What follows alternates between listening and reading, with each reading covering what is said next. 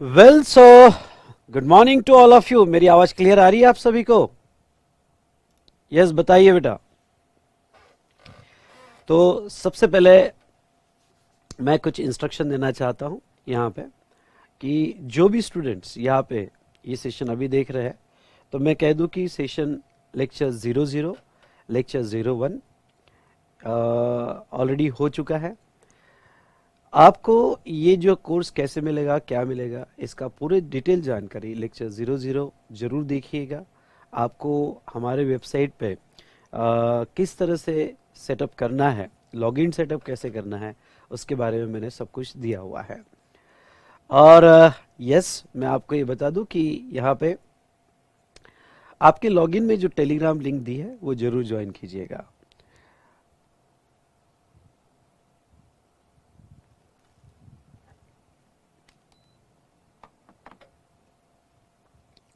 चलिए, तो और ये भी सभी को बता दूं कि देखो बेटा, यहाँ पे आईडीटी रेगुलर कोर्स हमारा जो है, ये मैं फिर से नई नई तरह से रीडिज़ाइन कर रहा हूँ, रिकॉर्ड कर रहा हूँ फॉर जीएसटी। तो जो पुराना कोर्स है, सुपर 35 कोर्स था, वो अब बंद हो चुका है। और अब दोनों में with same material regular courses है, जिसमें डिस्कशन जो है यहाँ पे इन डेप्थ डिस्कशन दोनों में है regarding two provisions of law. लेकिन एग्जाम ओरिएंटेड कोर्स को थोड़ा मैंने अलग से डिज़ाइन किया हुआ है, जिसमें हम सारा सेशन कंप्लीट करेंगे। ओके, अप्रोक्सीमेटली 40 सेशंस में पूरा डिस्कशन कंप्लीट करेंगे जीएसटी एंड कस्टम्स का।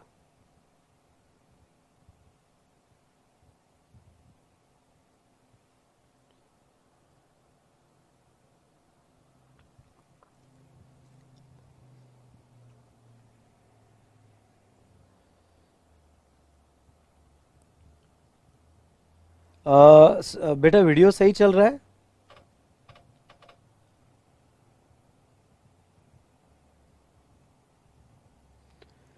बेटा ये बताइए, वीडियो सही चल रहा है?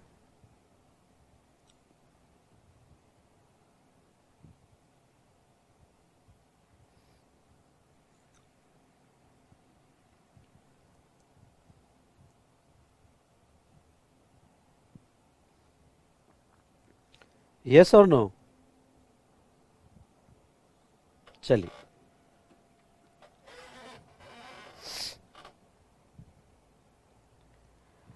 तो स्टार्ट करें हमारा डिस्कशन।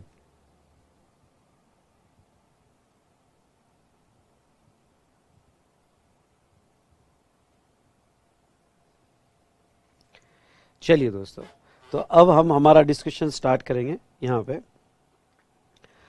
अगर आप चैप्टर 1 पे जाते हो तो चैप्टर 1 में, हाँ ये इंडेक्स भी मैंने दिया हुआ है, ये आपने देख लेना।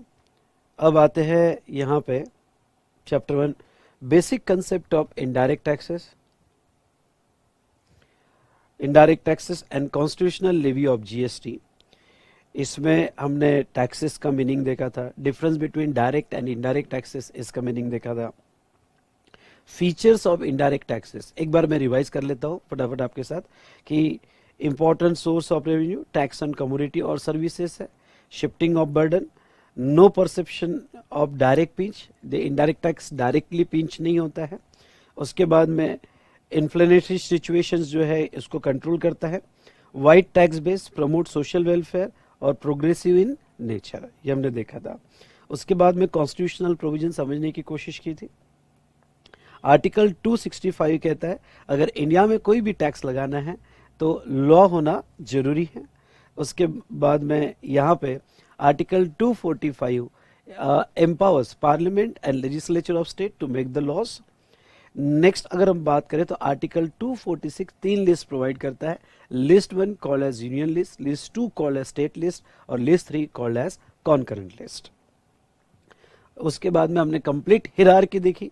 कॉन्स्टिट्यूशन ऑफ इंडिया ये सुप्रीम लॉ है, it was already pass on 26 January 1950। Act जो है ये पार्लियामेंट बनाता है सेंट्रल लेवल पे, और स्टेट लेवल पे लेजिस्लेचर ऑफ स्टेट ये लॉ बनाता है। उसके बाद में rules central government for proper implementation of act, regulation for proper administration of the act, notification जो सेंट्रल गवर्नमेंट इशू करता है, और ये जो है रिलेटेड टू प्रोसीजर, ओके, जैसे रूल्स हुए तो यहाँ पे उसके भी नोटिफिकेशन आते हैं, तो related to procedure and exemptions यहाँ पे रूल्स इशू किए जाते हैं, नोटिफिकेशन इशू किए जाते हैं। और सर्कुलर सीबीआई से इशू करता है। और जनरली जहां लॉ क्लियर नहीं है, एम्बिग्यूअस है, सर्टेन नहीं है, क्लैरिटी नहीं है, वो केस में to maintain the uniformity in the law clarifications और सर्कुलर्स इशू किए जाते हैं जब तक लॉ अमेंड नहीं होता है और क्लियर क्लैरिटी नहीं आती है। तो ये हमने देखा रिगार्डिंग टू यहाँ पे हियरार्की ऑफ द लॉ। फिर हमने ये भी देखा कि 1 जुलाई 2017 के पहले कैसे अलग अलग लॉज थे और ये सारे अलग अलग लॉज को यहाँ पे मर्ज किया गया। जस्ट अ मिनट बेटा।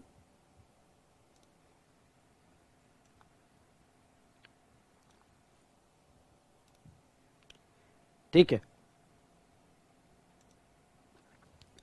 नेक्स्ट अगर हम बात करें, जीएसटी लाया गया। जीएसटी यहाँ पे बेसिक प्रिंसिपल जीएसटी का value added tax, destination based tax, उसके बाद में paid by supplier, but ultimate burden किसके ऊपर आता है? कंज्यूमर पे।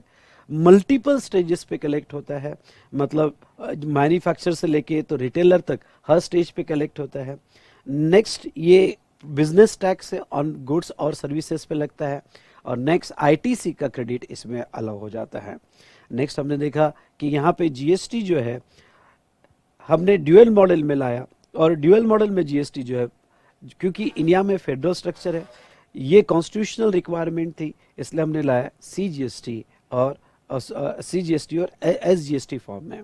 तो अगर आप स्टेट में हो तो एसजीएसटी लगता है, आप यूनियन टेरिटरी में हो तो यूटीजीएसटी लगता है। नेक्स्ट अगर हम बात करें, सॉरी,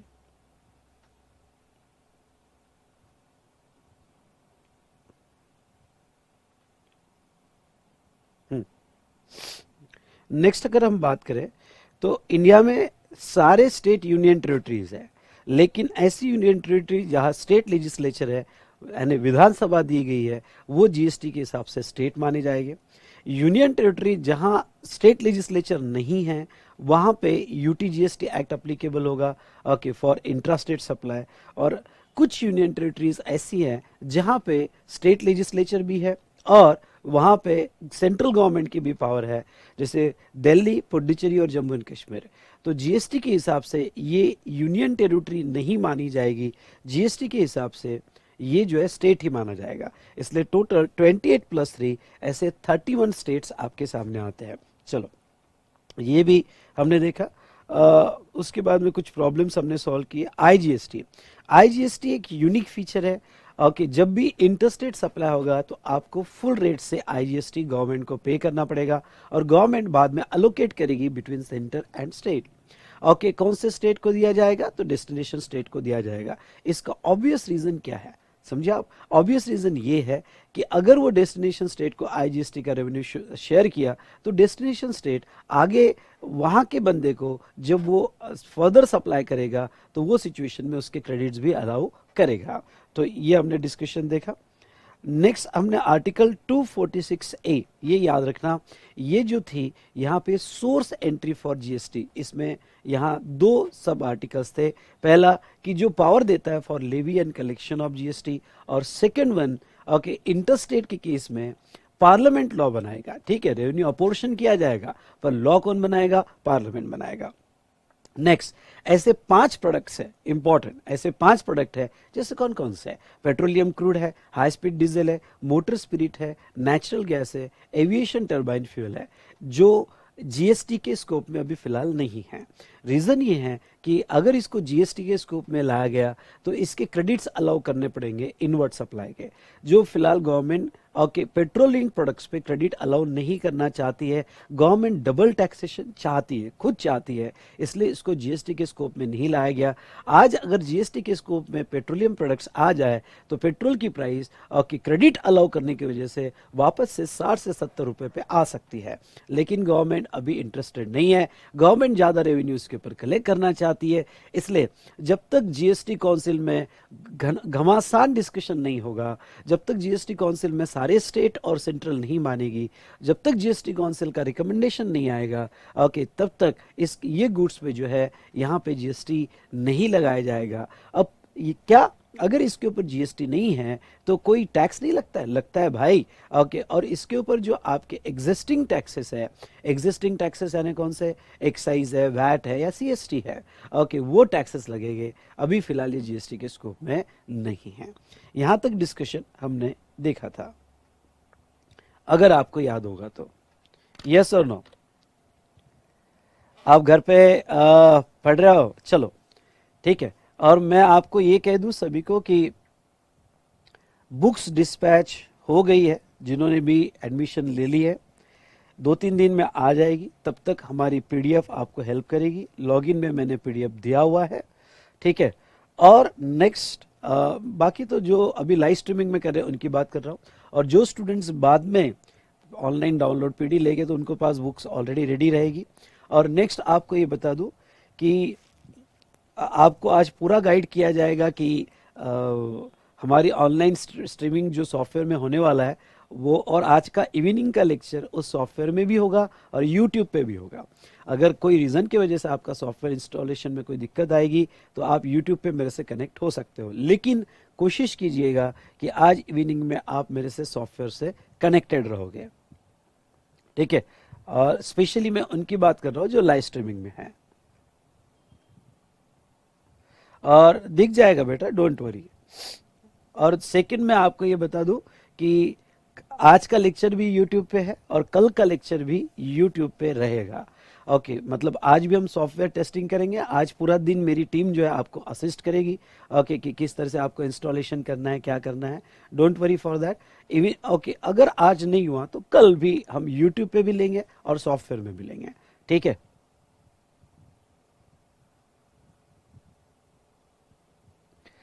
बेटा वो शायद अपडेट करना रह गया है। I will check it today, I will check it, ठीक है। शिपमेंट डिस्पैच हो गई है, डोंट वरी। चलो,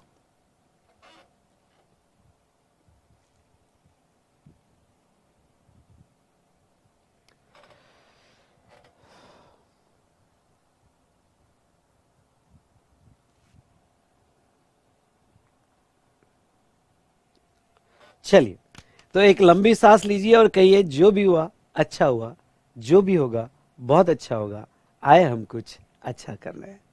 आर यू रेडी? डन। चलो आगे बढ़ते हैं।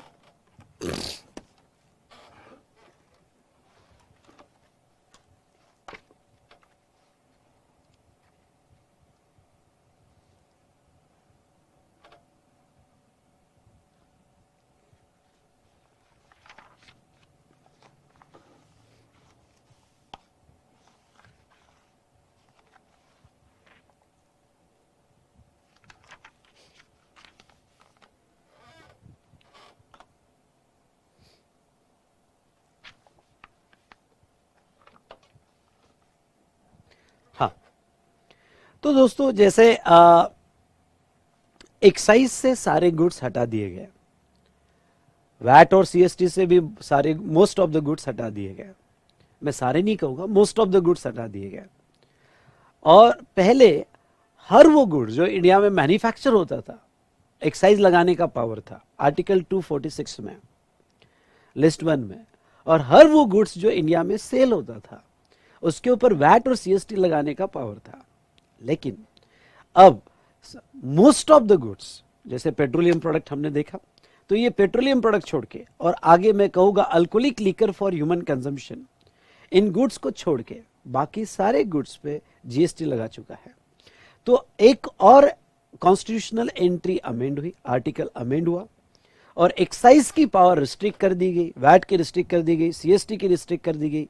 और यहाँ पे आर्टिकल 246A जो हम ऑलरेडी देख चुके हैं, उसमें सारे गुड्स और सर्विसेज पे जीएसटी लगाने का पावर आ गया है। तो चलिए कॉन्स्टिट्यूशनल अमेंडमेंट में और एक आर्टिकल की अमेंडमेंट देखते हैं। यहाँ पे आर्टिकल 246, ध्यान से देखिएगा, आर्टिकल 246, जैसे आर्टिकल 246 यहां पे आपको 3 लिस्ट प्रोवाइड करता है, लिस्ट 1, लिस्ट 2 और लिस्ट 3।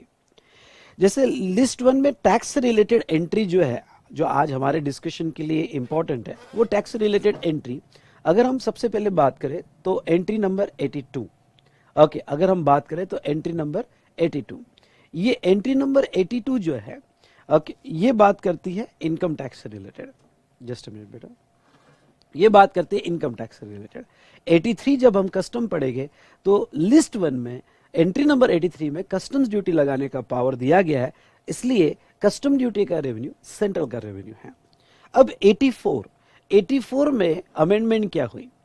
84 यहां क्या कहता है, देखिए, ड्यूटीज ऑफ एक्साइज हमारे डिस्कशन के लिए इंपॉर्टेंट है। Duties of excise on following goods manufacture और produce in India, namely petroleum product, high speed diesel, motor spirit, natural gas, aviation turbine fuel. अभी अभी हमने देखा कि 5 ऐसे प्रोडक्ट्स हैं कि वो अभी जीएसटी में नहीं लाए गए, जब तक जीएसटी काउंसिल रिकमेंड नहीं करता है। इसलिए ओके, एक्साइज में आज भी ये 5 प्रोडक्ट्स रखे हैं, मतलब central excise law completely remove नहीं किया गया है, ये 5 प्रोडक्ट पे एक्साइज है। लेकिन इसमें आपको एक प्रोडक्ट एक्स्ट्रा दिखेगा और वो दिखेगा टोबैको एंड टोबैको प्रोडक्ट्स। इसके ऊपर स्टार करना, इसके बारे में स्पेशल डिस्कशन करेंगे। यानी आज भी टोबैको और टोबैको प्रोडक्ट पे यहां जो है एक्साइज लगेगी।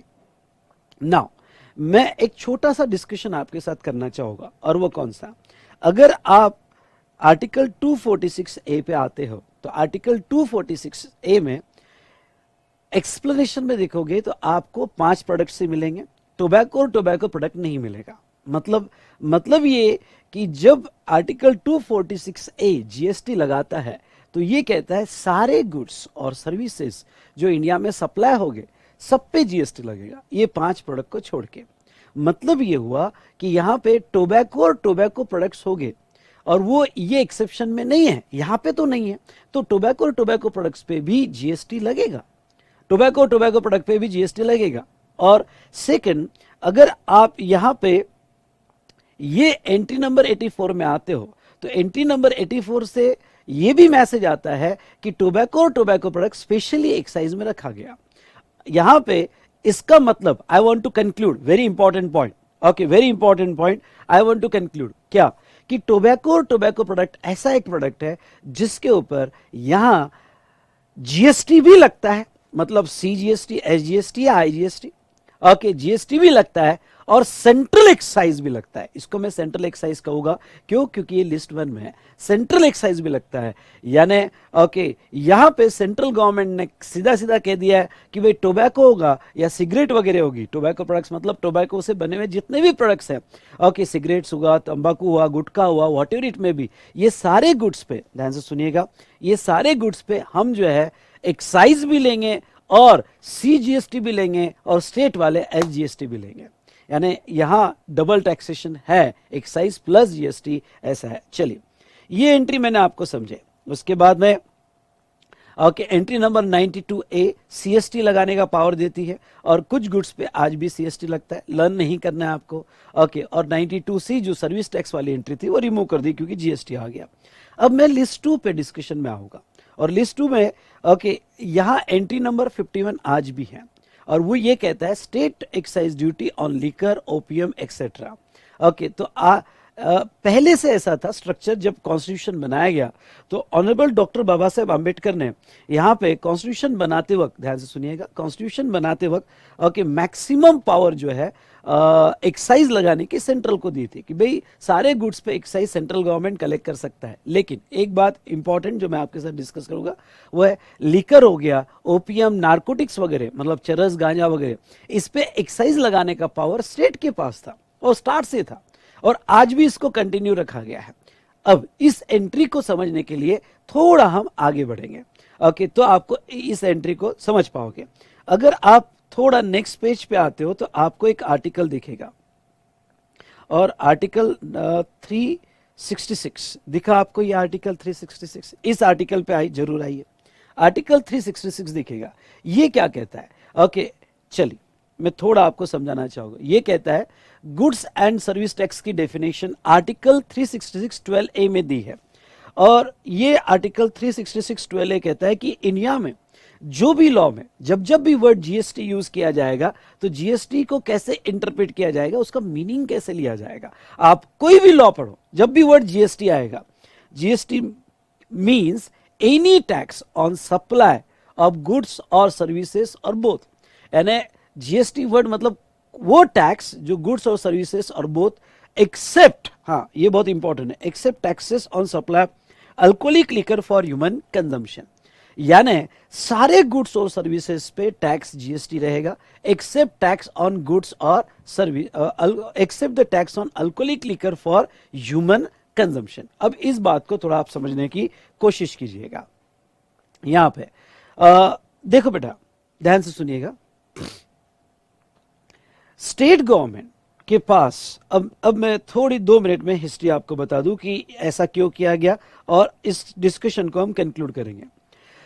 जब से ये कॉन्स्टिट्यूशन बना और लिस्ट 2 बनी, लीकर पे मतलब alcoholic liquor for human consumption, OPM, narcotics, चरस, गांजा, इस पे ऊपर एक्साइज कलेक्ट करने का पावर सेंट्रल के पास नहीं था। इसके ऊपर एक्साइज कलेक्ट करने का पावर स्टेट के पास ही था। तो जब जीएसटी का डिस्कशन चल रहा था तो स्टेट ने बहुत क्लियर कर दिया था कि हम अल्कोहल को जीएसटी में मर्ज नहीं करेंगे। अल्कोहल हमारा था, हमारा है और हमारा ही रहेगा, हम ही लेंगे अल्कोहल, अल्कोहल का टैक्स हम ही लेंगे, एक्साइज हम ही लेंगे। इंडिया में जहां पे भी अल्कोहल मैन्युफैक्चर होगा और स्टेट में होगा तो उसका टैक्स स्टेट वाला ही लेगा। ओके, सेम ओपीएम, नारकोटिक्स वगैरह जहां स्टेट गवर्नमेंट के लाइसेंस आपको लेना जरूरी है। अब बेटा यहां इंपॉर्टेंट क्या हो जाता है, यहां इंपॉर्टेंट ये हो जाता है, ध्यान से सुनिएगा, यहां पे इंपॉर्टेंट ये हो जाता है कि जब स्टेट गवर्नमेंट रेडी नहीं थी तो स्टेट गवर्नमेंट ने ये स्पेशल डिमांड किया सेंट्रल को कि नहीं, ओके आप स्पेशली डेफिनेशन में डालो ये वर्ड कि भाई अल्कोहल पे जीएसटी कभी नहीं लगेगा, उसके ऊपर एक्साइज कलेक्ट करने का पावर, और आगे मैं कहूंगा वैट और सीएसटी कलेक्ट करने का पावर ऑलवेज सेंट्रल के पास रहेगा। आई रिपीट, ऑलवेज सेंट्रल के पास रहेगा। तो ऐसे सिचुएशन में जहां तक देखा जाए तो सेंट्रल गवर्नमेंट मान गई और आखिर जीएसटी काउंसिल इस कंक्लूजन पे आया कि भाई डेफिनेशन में डाल देते कि अल्कोहल पे कभी जीएसटी नहीं आएगा। What is the difference between petroleum product, narcotic, petroleum product, ETF, natural gas और अल्कोहलिक लिकर? जो पेट्रोलियम क्रूड है, हाई स्पीड डीजल है, मोटर स्पिरिट है, उसके ऊपर यहां पे सुनिए ध्यान से, उसके ऊपर यहां पे जीएसटी आएगा, पर कब आएगा? जब जीएसटी काउंसिल रिकमेंड करेगा। कब आएगा? जब जीएसटी काउंसिल रिकमेंड करेगा। लेकिन यहां पे जो है ओके अल्कोहलिक लिकर पे जीएसटी नहीं आ सकता जब तक आर्टिकल 366 क्लॉज 12A को अमेंड ना किया जाए। आई होप आपको क्लियरली समझ में आया होगा। तो ऐसे सिचुएशन में बेटा ध्यान से सुनिएगा, ऐसे केस में alcoholic liquor for human consumption होगा तो ये भी जीएसटी के स्कोप में नहीं है, और इस पर भी एग्जिस्टिंग टैक्सेस कौन से? स्टेट एक्साइज और स्टेट वैट और सीएसटी लगेगा। ठीक है, तो सिंपल वे में कहो तो यहां पे स्टेट वालों ने कहा अल्कोहल हम ले लेते हैं, टोबैको आप ले लो। ओके, टोबैको आप ले लो, आप जो है टोबैको घिसो, में हम अल्कोहल पीते हैं, चलो व्हाट इट में भी।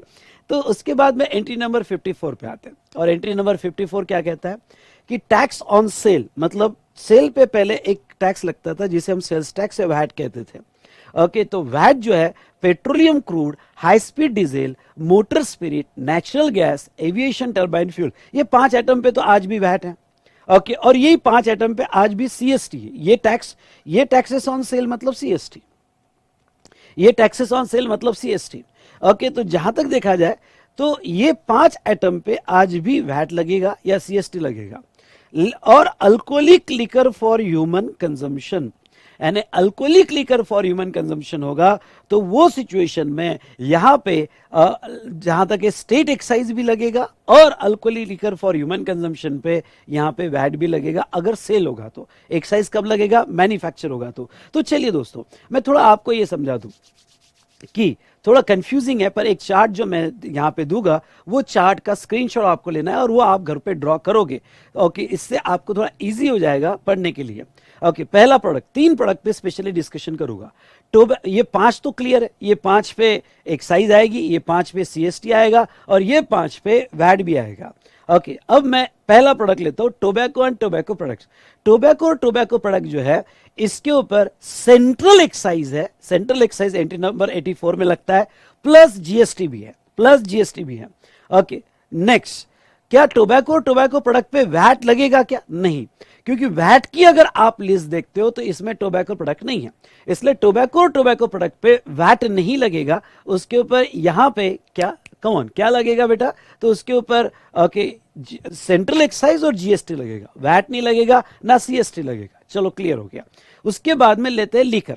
Okay, alcoholic liquor for human consumption. Alcoholic liquor for human consumption पे जीएसटी नहीं है। ओके, उसके ऊपर स्टेट एक्साइज, सेंट्रल एक्साइज नहीं, उसके ऊपर स्टेट एक्साइज और स्टेट वैट और सीएसटी लगेगा in case of interstate supply. Interstate supply CST लगेगा। चलिए, ये बात भी हमें समझ में आ गई कि भाई यहां पे सीएसटी लगेगा। उसके बाद में नेक्स्ट बेटा, यहां पे जहां तक देखा जाए तो अब आते हैं ओपीएम नारकोटिक्स। ओपीएम नारकोटिक्स, तो ओपीएम नारकोटिक्स, कम ऑन ध्यान सुनना, ओपीएम नारकोटिक्स पे यहां अगर आप ये 3 एंट्री प्रॉपरली इंटरप्रेट करते हो, मैं इंटरप्रेट करके चार्ट दे दूंगा और मैं जो कहूंगा वो ऑथेंटिकेटेड है, पहले ही कह रहा हूं। ओके, तो यहां पे आप 3 एंट्री इंटरप्रेट करते हो, तो ये 3 एंट्री में यहां ओपीएम नारकोटिक्स होगा, तो ओपीएम नारकोटिक्स पे स्टेट एक्साइज आएगा और जीएसटी आएगा। क्यों? क्योंकि वो वैट की लिस्ट में नहीं है, वो सीएसटी के लिस्ट में नहीं है, तो यहां पे जीएसटी तो सारे गुड्स पे लगता है, 5 आइटम छोड़ के और लीकल छोड़ के। तो ऐसे केस में ओपीएम और नारकोटिक्स होगा, चरस गांजा वगैरह होगा, तो उसके ऊपर स्टेट एक्साइज लगेगा और जीएसटी भी आएगा। सर थोड़ा कंफ्यूज हो रहे हो, चलिए मेरे साथ फटाफट ये चार्ट ओके ड्रॉ कर लीजिएगा, और ये चार्ट ड्रॉ करने के बाद हाँ लिख कर देखो तो आपको थोड़ा इजी होगा। ओके देखो यहां पे, हाँ देखिएगा, ये चार्ट आपके सामने फटाफट समझा देता हूं, और ये मेरे साथ अभी लिखना और थोड़ा फास्ट लिखना। ओके देखो, levy of other taxes and GST on certain product, product subject to levy of old taxes. Old taxes अगर मैं कहूं तो एक्साइज, ओके एक्साइज वैट और सीएसटी, तो product subject to levy of old taxes only, no GST. तो ऐसे case में 2 product है, जब भी ये प्रॉब्लम है 2 प्रोडक्ट है, जैसे petroleum product, petroleum crude, HSD petrol, natural gas, ETF, इसके ऊपर ओके सेंट्रल एक्साइज लगेगी ऑन मैन्युफैक्चर और वैट और सीएसटी लगेगा ऑन इंट्रास्टेट और इंटरस्टेट सप्लाई पे। और लीकर होगा तो लीकर पे स्टेट एक्साइज लगेगी ऑन मैन्युफैक्चर और वैट और सीएसटी लगेगा ऑन सेल पे। लेकिन ऐसे कुछ प्रोडक्ट जिसके ऊपर एक्साइज और एक्साइज भी लगेगा और जीएसटी भी लगेगा, सुनो, ऐसे कुछ प्रोडक्ट जिसके ऊपर एक्साइज भी लगेगा और जीएसटी भी लगेगा, कौन से? टोबैको, टोबैको प्रोडक्ट होगा तो इसके ऊपर सेंट्रल एक्साइज मैन्युफैक्चर पे लगेगा और जीएसटी लगा, एक पॉइंट ध्यान में रखना, जीएसटी लगा तो वैट सीएसटी कभी नहीं आएगा। एक्साइज और जीएसटी का कॉम्बिनेशन हो सकता है, एक्साइज और जीएसटी का कॉम्बिनेशन हो सकता है, पर ऐसा कोई भी प्रोडक्ट नहीं है कि जिसके ऊपर वैट भी लग रहा है, सीएसटी भी लग रहा है और जीएसटी भी लग रहा है, नहीं। ओके तो यहां पे टोबैको और टोबैको प्रोडक्ट होगा तो सेंट्रल एक्साइज लगेगा ऑन मैन्युफैक्चर, उसके बाद में नेक्स्ट उसके ऊपर जीएसटी भी लगेगा। और ओपीएम, हेम्प और नारकोटिक्स, ओपीएम, हेम्प और नारकोटिक्स, इसके ऊपर स्टेट एक्साइज लगेगा ऑन मैन्युफैक्चर और जीएसटी लगेगा ओके ऑन इंटरस्टेट और इंट्रास्टेट सप्लाई। चार्ट बनाओ, फिर आपके डाउट्स लेता हूं। पहले चार्ट बनाओ आपके नोटबुक में, चलिए डू इट फास्ट, स्क्रीनशॉट मत लेना, लिख कर देखना तो ग्रिप आएगी, मैं टाइम दे रहा हूं आपको।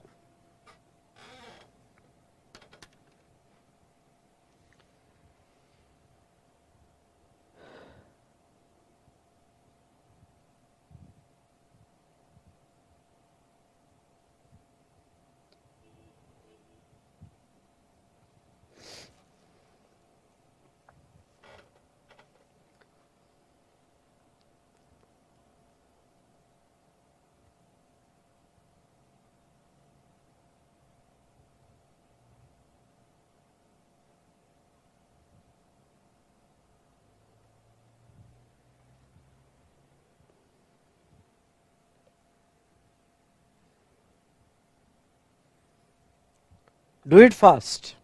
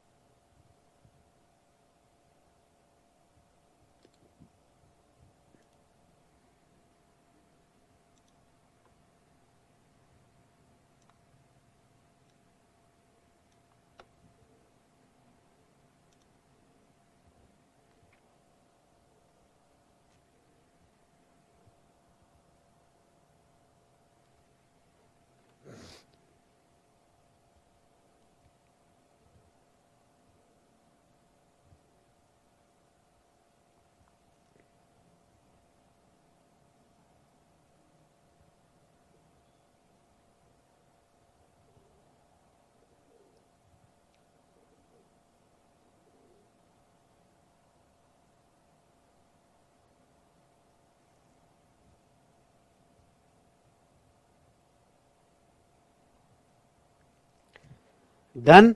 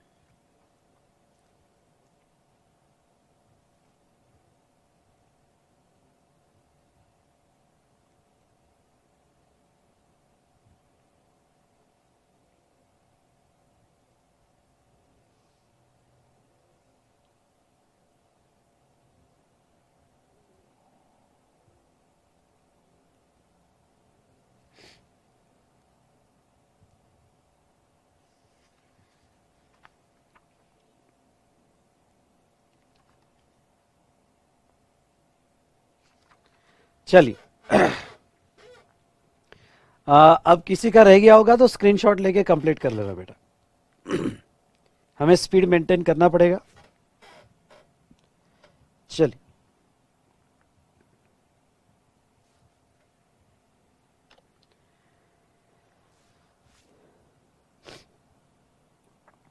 एक एग्जाम्पल लेते हैं और इस एग्जाम्पल से आपको समझाने की कोशिश करता हूं। टैक्स ऑन टोबैको और tobacco product. In case of tobacco or tobacco product, center alone would have power to levy excise in addition to GST. Tobacco product होगा तो एक्साइज और जीएसटी लगेगा। जैसे मैन्युफैक्चरिंग हुआ फैक्ट्री में और सेल किया गया होलसेलर को और होलसेलर से रिटेलर को। चलो मेरे साथ लिखो फटाफट। यहाँ पे समझ लो, जब होलसेलर को सेल किया जा रहा है तो उसकी वैल्यू जो है, वैल्यू यहाँ पे 1,00,000 रुपए है, लेकिन मैन्युफैक्चरिंग स्टेज पे एक्साइज लगेगा। तो यहाँ पे ई एक्स मतलब excise, excise at the rate समझ लो 20%। तो 20% का एक्साइज 20,000 इसके ऊपर लग गया, यानी टोटल वैल्यू आई 1,20,000। कम टोटल वैल्यू आई 1,20,000। तो इस आफ्टर एक्साइज, तो अब ये वैल्यू आफ्टर जो एक्साइज आई इसके ऊपर लगेगा जीएसटी भी। अज्यूम करते हैं कि आप इंट्रास्टेट सप्लाई कर रहे हो, इंट्रास्टेट सप्लाई कर रहे हो तो आपके ऊपर सीजीएसटी और एसजीएसटी, ये ऐसे दो टैक्सेस लगेंगे। अब अल्कोहल पे 28% का जीएसटी लगता है, यानी सीजीएसटी आपका 14% और एसजीएसटी 14%, यानी निकालो फटाफट। तो यहां 1,20,000 का इंटू 14%, यानी 16,800 और ये 16,800, इस तरह से आपको सीजीएसटी और एसजीएसटी लगेगा। तो आपकी टोटल प्राइस जो हुई, ओके, यहां पे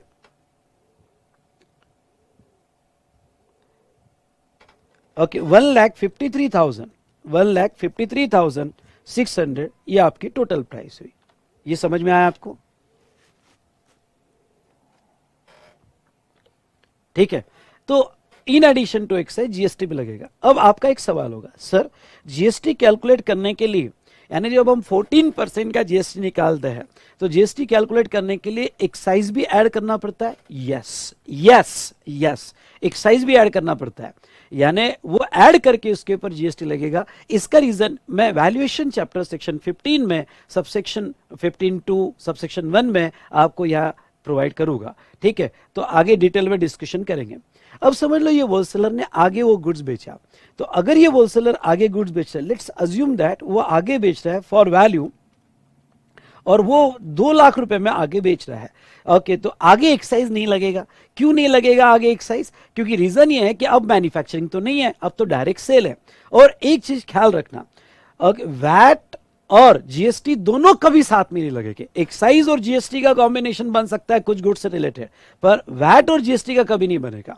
तो ऐसे सिचुएशन में ये सेल हुआ तो इसके ऊपर ओनली जीएसटी लगेगा, क्योंकि ये टोबैको और टोबैको प्रोडक्ट जीएसटी के स्कोप में आता है। इसलिए यहां पे ओके सीजीएसटी और एसजीएसटी ये दो ही टैक्स लगेंगे एट द रेट 14%, और ये भी at the rate 14%।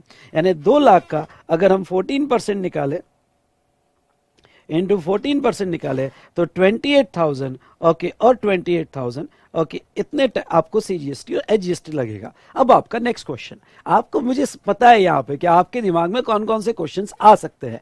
Next question आपका ये हो सकता है कि सर ये बताइए कि ये होलसेलर है, हाँ ये भाई होलसेलर है, ये जो बंदा है ये होलसेलर है, इसका आउटवर्ड सप्लाई ये है और उसका इनवर्ड सप्लाई जो है यहाँ पे उसको उसके परचेसेस पे एक्साइज भी लगा और जीएसटी भी लगा और उसके सेल्स पे जीएसटी लग रहा है। तो ऐसे सिचुएशन में क्या वो ये जो एक्साइज है ये एक्साइज का क्रेडिट जीएसटी के अगेंस्ट में ले सकता है? नहीं ले सकता, वो उसकी कॉस्ट हो गई। हाँ, लेकिन उसके ऊपर जो जीएसटी लगे हैं ये जीएसटी का क्रेडिट वो जरूर ले सकता है, उसका आईटीसी उसको मिल जाएगा, लेकिन एक्साइज का नहीं मिलेगा, it become a cost. I hope you understood. ठीक है, तो ये था related to tobacco and tobacco product. अब इससे रिलेटेड कोई क्वेश्चन आपका? यस बेटा,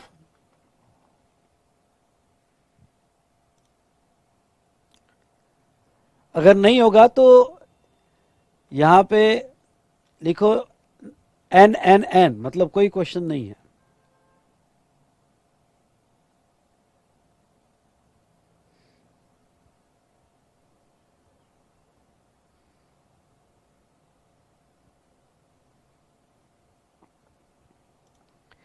चलिए अब डिस्कशन को हम नेक्स्ट कंसेप्ट पे बढ़ाते हैं कि एक प्रोडक्ट हमने देख लिया टोबैको और टोबैको प्रोडक्ट। ओके, नेक्स्ट अब बात आती है ओपीएम और नारकोटिक्स, जैसे चरस गांजा वगैरह। तो ओपीएम और नारकोटिक्स का क्या सिचुएशन है, चलो वो भी देख लेते हैं। यहां पे टैक्सेस ऑन ओपीएम, इंडियन हेम, चरस गांजा वगैरह एंड नारकोटिक्स। तो इसके ऊपर जैसा हमने लिखा है ओके, इसके ऊपर ये जीएसटी तो आएगा और स्टेट एक्साइज आएगी, मतलब ये गुड्स पे जीएसटी भी आएगा और subject to state excise duties, subject to state excise duty, ये याद रखना, इसके ऊपर क्वेश्चन आ सकता है। डन, ये भी हमने खत्म कर दिया। चलिए अब हम देखेंगे यहां पे ओके नेक्स्ट डिस्कशन, और वो नेक्स्ट डिस्कशन देखेंगे entertainment tax. Okay, next discussion यहां पे एंटरटेनमेंट टैक्स। आपको साइड में एक स्टूडेंट नोट्स का स्पेस मिल जाएगा, वहां पे साइड में होगा, वहां एक छोटा सा चार्ट आपको ड्रॉ करना है मेरे साथ। चलिए एंटरटेनमेंट टैक्स का ये छोटा सा चार्ट ड्रॉ करो, यहां फटाफट ड्रॉ करो, मैं फिर आपको समझाता हूं।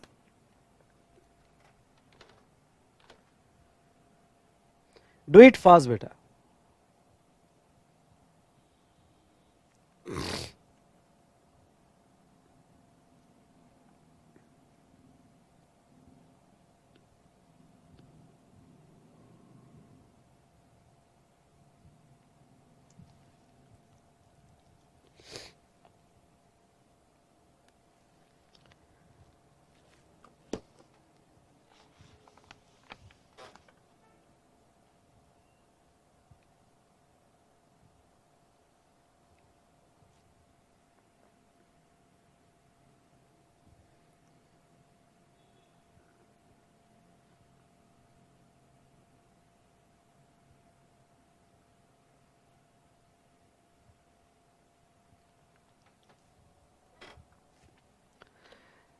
चलिए एंटरटेनमेंट टैक्स, यहां पे इंडिया में दो टाइप के एंटरटेनमेंट टैक्स लगते हैं। Entertainment tax levied by local body, मतलब म्यूनिसिपल कॉर्पोरेशन एंटरटेनमेंट टैक्स लगाती है, और दूसरा entertainment tax levied by state government भी लगाती है। तो अब यहां जीएसटी में इस बात को समझ लो कि जो एंटरटेनमेंट टैक्स लोकल बॉडी लगाती है वो जीएसटी में सब्स्यूम नहीं हुआ। अब ये जीएसटी में सब्स्यूम नहीं हुआ, इसका मतलब क्या? इसका मतलब ये है कि इवन दो गवर्नमेंट ने जीएसटी लगाया, सभी टैक्सेस को मर्ज करके लगाया, लेकिन ओके अगर लोकल बॉडी का एंटरटेनमेंट टैक्स होगा तो इन एडिशन टू जीएसटी लगेगा। जैसे अभी हमने एक्साइज देखा, ओके, टोबैको प्रोडक्ट पे एक्साइज की भाई जीएसटी भी लग रहा है और एक्साइज भी लग रहा है, तो लोकल बॉडी का एंटरटेनमेंट टैक्स अलग से लगेगा इन एडिशन टू जीएसटी।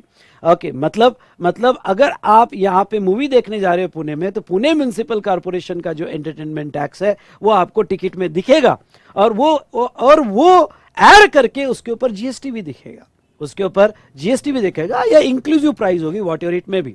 लेकिन जो एंटरटेनमेंट टैक्स स्टेट गवर्नमेंट लगाती थी वो जीएसटी में सबस्यूम हो गया है। अब वो जीएसटी में सबस्यूम हो गया मतलब क्या? मतलब ये कि अगर जीएसटी लग रहा है तो वो एंटरटेनमेंट टैक्स नहीं लगेगा। डन। ओके, तो अब ये तो सारा डिस्कशन हमने देखा।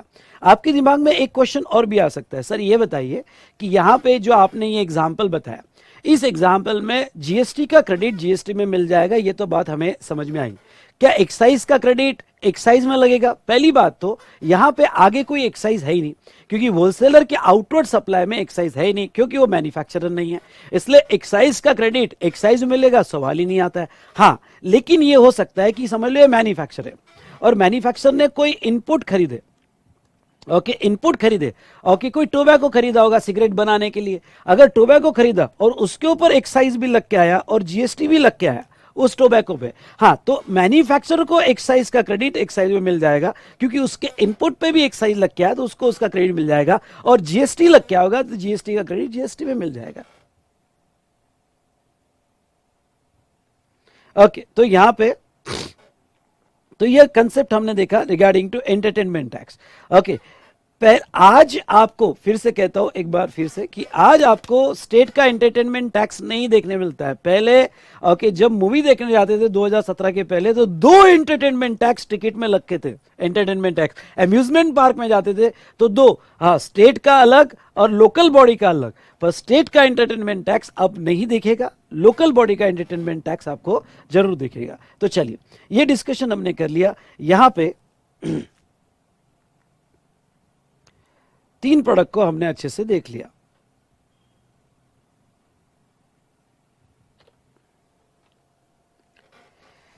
डन बेटा। तो चलो अब नेक्स्ट डिस्कशन पे आते हैं, और नेक्स्ट है कि आर्टिकल 246A जीएसटी लगाने का पावर दे दिया। उसके बाद में यहां तक देखा जाए कि आर्टिकल 246 में लिस्ट 1 लिस्ट 2 में कुछ चेंजेस किए, और वो चेंजेस करके एक्साइज लगाने का पावर स्टेट एक्साइज और वैट सीएसटी किस पे लग सकता है ये हमने देखा। अब नेक्स्ट क्वेश्चन ये आ जाता है कि यहां पे ये भी जीएसटी काउंसिल में डिसाइड हुआ था, और डिसाइड ये हुआ था कि जो भी आईजीएसटी, पहली बात तो पहला सवाल, आईजीएसटी का कलेक्शन कौन करेगा जब इंटरस्टेट सप्लाई होगा? तो सेंट्रल ने कहा कि आईजीएसटी का कलेक्शन हम ही करेंगे भाई। ओके, वो इतने सारे स्टेट है, आईजीएसटी कैसे कलेक्ट किया जाएगा? तो जब भी एक स्टेट से दूसरे स्टेट में गुड्स जाएगा तो ओके, झगड़ा ना होना चाहिए, इसलिए आईजीएसटी का पूरा कलेक्शन फुल रेट से सेंट्रल करेगी। फिर स्टेट ने कहा चलो भाई, ओके, सेंट्रल करेगी, हमें कोई दिक्कत नहीं है, लेकिन आप वो सेंट्रल जो करेगी आईजीएसटी का कलेक्शन, वो कैसे बांटा जाएगा? वो बांटा कैसे जाएगा ये बताइए। क्यों? क्योंकि क्या पूरा सेंट्रल रखेगी? तो नहीं। ओके, उसमें का स्टेट वाला पोर्शन जो है, ओके, यानी आप अभी समझने के लिए समझ लो 50%, एक्चुअली वो 50 नहीं होता है, क्रेडिट एडजस्टमेंट के बाद जो बचता है वो उतना पोर्शन स्टेट को दिया जाता है, पर अभी बेसिक लेवल पे समझ लो 50%। वो हमें एज अ स्टूडेंट कहीं पे भी कैलकुलेट नहीं करना है। मैं आपको कह दूं, वो जो 50% का कैलकुलेशन है, ध्यान से सुनिएगा, वो जो 50% का कैलकुलेशन है, वो 50% का कैलकुलेशन गवर्नमेंट अपने पोर्टल से करेगी, इसलिए ज्यादा दिमाग नहीं लगाना है आपको उसमें। तो गवर्नमेंट कहती है कि ये जो 50% है, ये 50% स्टेट डेस्टिनेशन स्टेट को दिया जाएगा। तो फिर स्टेट वालों ने कहा कि लिख के दो, हमें इसके लिए स्पेशल आर्टिकल बना के दो, हमें सेंट्रल पे भरोसा नहीं है। ओके भाई, यहाँ पे मोदी जी तो यहाँ आर्मी यूज करने का बिल भेज देते हैं, ओके, सेंट्रल पे भरोसा नहीं है हमें। ओके, यस, पंजाब में ऐसा ही हुआ कि आर्मी भेजी गई तो उसका भी बिल भेज दिया स्टेट गवर्नमेंट पे, तो हमें आर्टिकल से जो है ओके ये लिख कर दो। तो चलिए, ओके, यहाँ स्पेशल आर्टिकल बनाया गया, आईजीएसटी का मैकेनिज्म कैसे होगा, और उसके तहत आईजीएसटी एक्ट बनाया गया। देखते हैं, देखिए आर्टिकल 269A, ये भी इंपॉर्टेंट आर्टिकल है, ओके, नंबर याद रखना। Levy and collection of goods and service tax in the course of interstate trade और कॉमर्स। इंटरस्टेट ट्रेड और कॉमर्स, ये क्या कहते हैं भाई? जीएसटी जो है ओके इंटरस्टेट ट्रेड और कॉमर्स पे गवर्नमेंट ऑफ इंडिया लगाएगी, स्टेट बीच में नहीं आएगा, लगाएगी government of India. But such tax shall be apportion between union and state in a manner provided by parliament of law on recommendation of GST council. यानी जैसे GST council recommend करेगा उस तरह से वो पैसा जो कलेक्ट हुआ है जीएसटी का वो सेंटर और स्टेट में बांटा जाएगा। वो सेंटर और स्टेट में वाला हो गया, आर्टिकल बन गया, लिख के दे दिया। ओके, मतलब अब स्टेट वाले सिक्योर हो गए कि आईजीएसटी का पैसा हमें आएगा। Next, explanation. For the purpose of this clause, ध्यान सुनिएगा, सप्लाई ऑफ गुड्स और सर्विसेज और both in the course of import into territory of India shall be deemed to be a supply in the course of interstate trade और commerce. चलिए, यहां तो इन्होंने सिर्फ इंपोर्ट ही कहा है, आगे जब हम एक्ट पढ़ेंगे तो उसमें एक्सपोर्ट भी इंटरस्टेट में डाला गया है आईजीएसटी एक्ट में।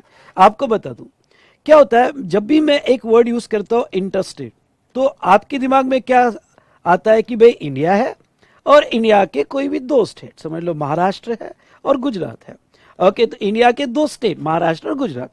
तो जब ओके यहां से गुड्स यहां जाएगा तो ये बोला जाएगा इंटरस्टेट, ये बोला जाएगा इंटरस्टेट, दैट्स ऑल। नहीं, गवर्नमेंट कहती है अपनी सोचने की पावर बढ़ाओ, ओके स्कोप बढ़ाओ, और गवर्नमेंट कहती है कि भाई इंटरस्टेट हम जीएसटी लॉ में, अगर समझ लो ये इंडिया है, ठीक है, तो जीएसटी लॉ में अगर कोई गुड्स बाहर की कंट्री से इंडिया में आता है, ओके इंपोर्ट होता है, इंपोर्ट, ओके, और ये इंपोर्ट भी इंटरस्टेट माना जाएगा, इंपोर्ट भी इंटरस्टेट माना जाएगा।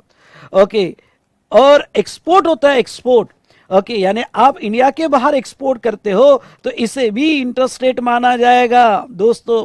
ओके, और अगर इसको इंटरस्टेट माना गया तो क्या सर इसके ऊपर आईजीएसटी लगेगा? यस बेटा, इसके ऊपर आईजीएसटी भी लगेगा। यानी इंपोर्ट एक्सपोर्ट ट्रांजैक्शन पे आईजीएसटी है, हाँ भाई हाँ, ओके, इंपोर्ट एक्सपोर्ट ट्रांजैक्शन पे भी आईजीएसटी है, आईजीएसटी है। तो ऐसे सिचुएशन में हाँ बेटा, मैं जब कस्टम पढ़ाऊंगा तो इंपोर्ट पे बीसीडी लगता है, बेसिक कस्टम ड्यूटी, और एसीडी 37 एडिशनल कस्टम ड्यूटी 37, उसको आईजीएसटी भी कहा जाता है, उसको आईजीएसटी कहा जाता है, वो भी लगता है इंपोर्टेड गुड्स पे।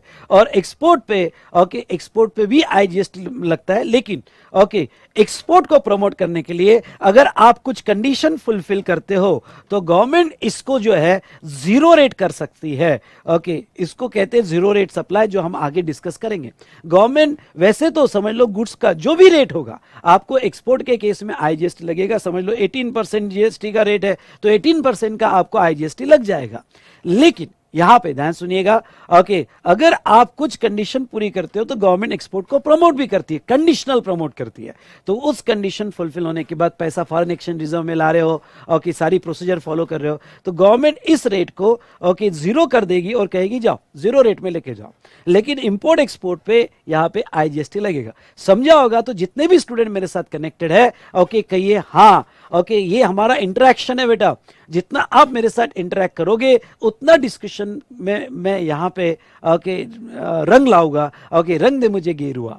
तो यहाँ पे आपका इन्वॉल्वमेंट मेरे साथ बहुत जरूरी है, ठीक है। ओके, हमें डिटेल में डिस्कशन करके विद इन टाइम भी यहाँ पे हमारा सिलेबस कंप्लीट करना है। Are you ready for that? Yes और नो? चलो, तो ये रहा regarding to import of transaction. Next जो है यहां पे amount apportion to a state shall not form a part of consolidated fund of India. मतलब जो भी स्टेट को दिया जाएगा वो इंडिया का फंड नहीं समझा जाएगा, वो स्टेट का फंड समझा जाएगा। तो चलिए, यहां पे हमने ये देख लिया आर्टिकल 269A।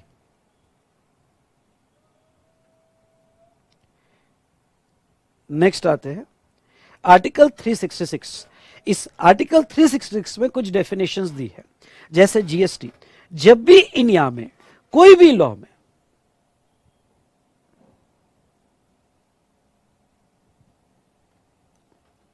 ठीक है, जब भी इंडिया में कोई भी लॉ में जीएसटी ये वर्ड अगर यूज किया जाए, जीएसटी ये वर्ड अगर यूज किया जाए तो ऐसे से केस में उसका मीनिंग क्या होगा? तो GST means tax on supply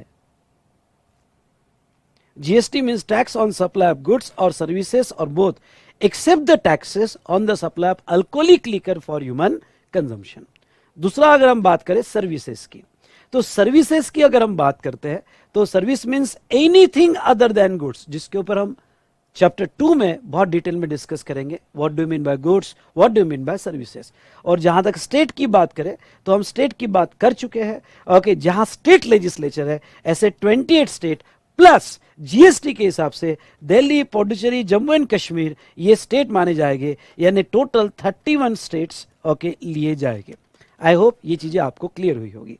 कोई डाउट आपको? हमने दो चीजें देखी यहाँ पे. एक बार फिर से, अगर इंडिया में बाहर से गुड्स आता है तो उसके ऊपर बेसिक कस्टम ड्यूटी तो लगती है, प्लस आईजीएसटी भी लगता है, क्योंकि उसे इंटरस्टेट माना जाएगा. और वो जो आईजीएसटी है उसका नाम होता है कस्टम में एसीडी 37, एडिशनल कस्टम ड्यूटी 37. इसके बारे में 3 घंटा, अगर कोई डाउट होगा तो डोंट वरी, एसीडी 37 के बारे में मैं 3 घंटा आपको कस्टम्स एक्ट में पढ़ाऊंगा. ओके, इसके पूरे प्रॉब्लम्स और कैलकुलेशंस के साथ पढ़ाऊंगा, इसलिए डरना मत, मैं हूं बैठा यहाँ पे.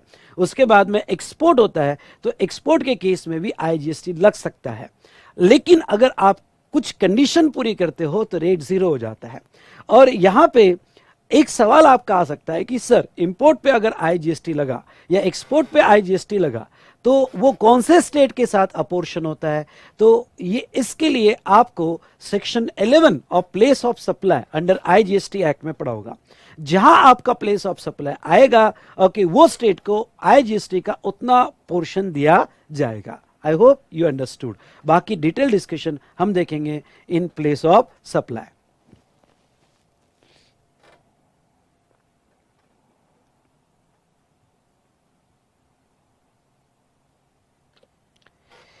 चलिए दोस्तों,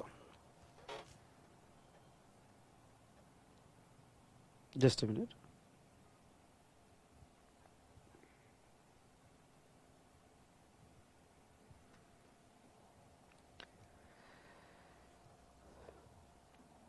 डन.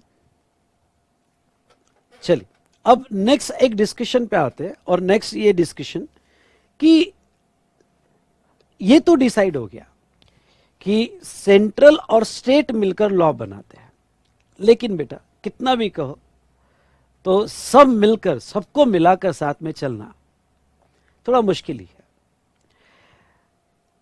आज सब मान रहे हैं कि साथ में मिलकर जीएसटी चलाएगी, लेकिन कल सब गवर्नमेंट अलग अलग हो गई, झगड़ा हो गया. उन्होंने कहा चलो मैं कि हम तुम्हारे साथ नहीं चलते, हम स्टेट के साथ नहीं चलते, हमारे स्टेट का डेवलपमेंट करेंगे, हम सेंट्रल के साथ नहीं चलेंगे. कल जाके झगड़ा हो गया और पॉलिसी अलग अलग होगी, क्योंकि ये डिसाइड हुआ था कि रेट्स कॉमन रखने हैं, प्रोसीजर कॉमन रखनी है, जीएसटी पोर्टल कॉमन रखने हैं, कंप्लायंस सेम रखने हैं.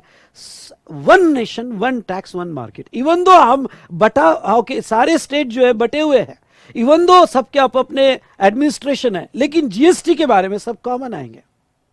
तो इसके बारे में यह सोचा गया कि क्यों ना एक जीएसटी काउंसिल बनाया जाए, एक परिषद बनाई जाए अंडर प्रेसिडेंट ऑफ इंडिया, और इसके लिए स्पेशल कॉन्स्टिट्यूशन में प्रोविजन लाए. यानी ये काउंसिल को जो यहां पे लीगल ऑथेंटिसिटी होगी वो कॉन्स्टिट्यूशन के थ्रू ही होगी, यानी कोई बदल ही नहीं सकता.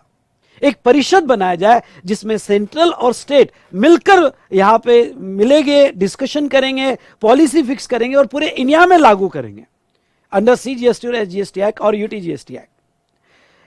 ये जो फॉर्मूला, ये जो इन्होंने यहां पे मॉडल डिसाइड किया था जीएसटी काउंसिल का, इस पे सब एग्री हुए और एट लास्ट एक काउंसिल बनाई गई, एक परिषद बनाई गई, ओके, जो जीएसटी काउंसिल के नाम से माना जाता है. आगे बढ़ने के पहले आपको एक बात कह दूं कि अब डिसीजन ना सेंट्रल गवर्नमेंट लेती है ना स्टेट गवर्नमेंट लेती है, ये डिसीजन जीएसटी काउंसिल लेता है. इसलिए जीएसटी की अमेंडमेंट्स हर मंथ में आ सकती है. जीएसटी काउंसिल मीटिंग हुई तो समझ जाना कि अमेंडमेंट्स आने वाली है. वो उसका भी टाइम पीरियड नहीं कि साल में 2 बार 3 बार, जब भी ऐसा लगे कि कुछ इंपॉर्टेंट डिसीजन लेना है, जीएसटी काउंसिल की मीटिंग होती है. इसलिए जीएसटी में बजट से ज्यादा जीएसटी काउंसिल का, ओके, यहां पे ध्यान सुनना, जीएसटी काउंसिल का मीटिंग बड़ा इंपॉर्टेंट होता है कि अगर इस मंथ में जीएसटी काउंसिल की मीटिंग है, इसका मतलब कुछ चेंजेस आने वाले हैं. इनकम टैक्स में बजट इंपॉर्टेंट होता है. तो यहां पे जीएसटी काउंसिल को सारी पावर दे दी गई कि जो भी डिसीजन लिया जाएगा वो जीएसटी काउंसिल में लिया जाएगा, वो रिकमेंड करेगी और उनके रिकमेंडेशन पे सेंट्रल और स्टेट जो है अपनी एक्शन लेंगे। ओके, अपनी एक्शन लेंगे। तो जीएसटी के जो भी चेंजेस होते हैं, फाइनेंस एक्ट में कहो या इन बिटवीन कहो, ये चेंजेस जीएसटी काउंसिल के रिकमेंडेशंस पे ही होता है। तो ये जीएसटी काउंसिल का स्ट्रक्चर कैसा होता है, इसको हम समझने की कोशिश करेंगे। ठीक है, देखो, जीएसटी काउंसिल बनाया गया था, यहां पे president shall within 60 days from the date of commencement of constitution a council called as GST council. मतलब जैसे ही जीएसटी लाने के लिए 101st अमेंडमेंट हुई, आर्टिकल 246 से आया, वहां से 60 दिन के अंदर प्रेसिडेंट ने यह काउंसिल बनाया। इसके मेंबर्स कौन होते हैं? ओके, एग्जाम में नहीं आएगा आपको फाइनल लेवल पे, पर समझ लो। यूनियन फाइनेंस मिनिस्टर ये चेयरपर्सन होते हैं, मतलब हमारी निर्मला जी ये चेयरपर्सन रहेंगे।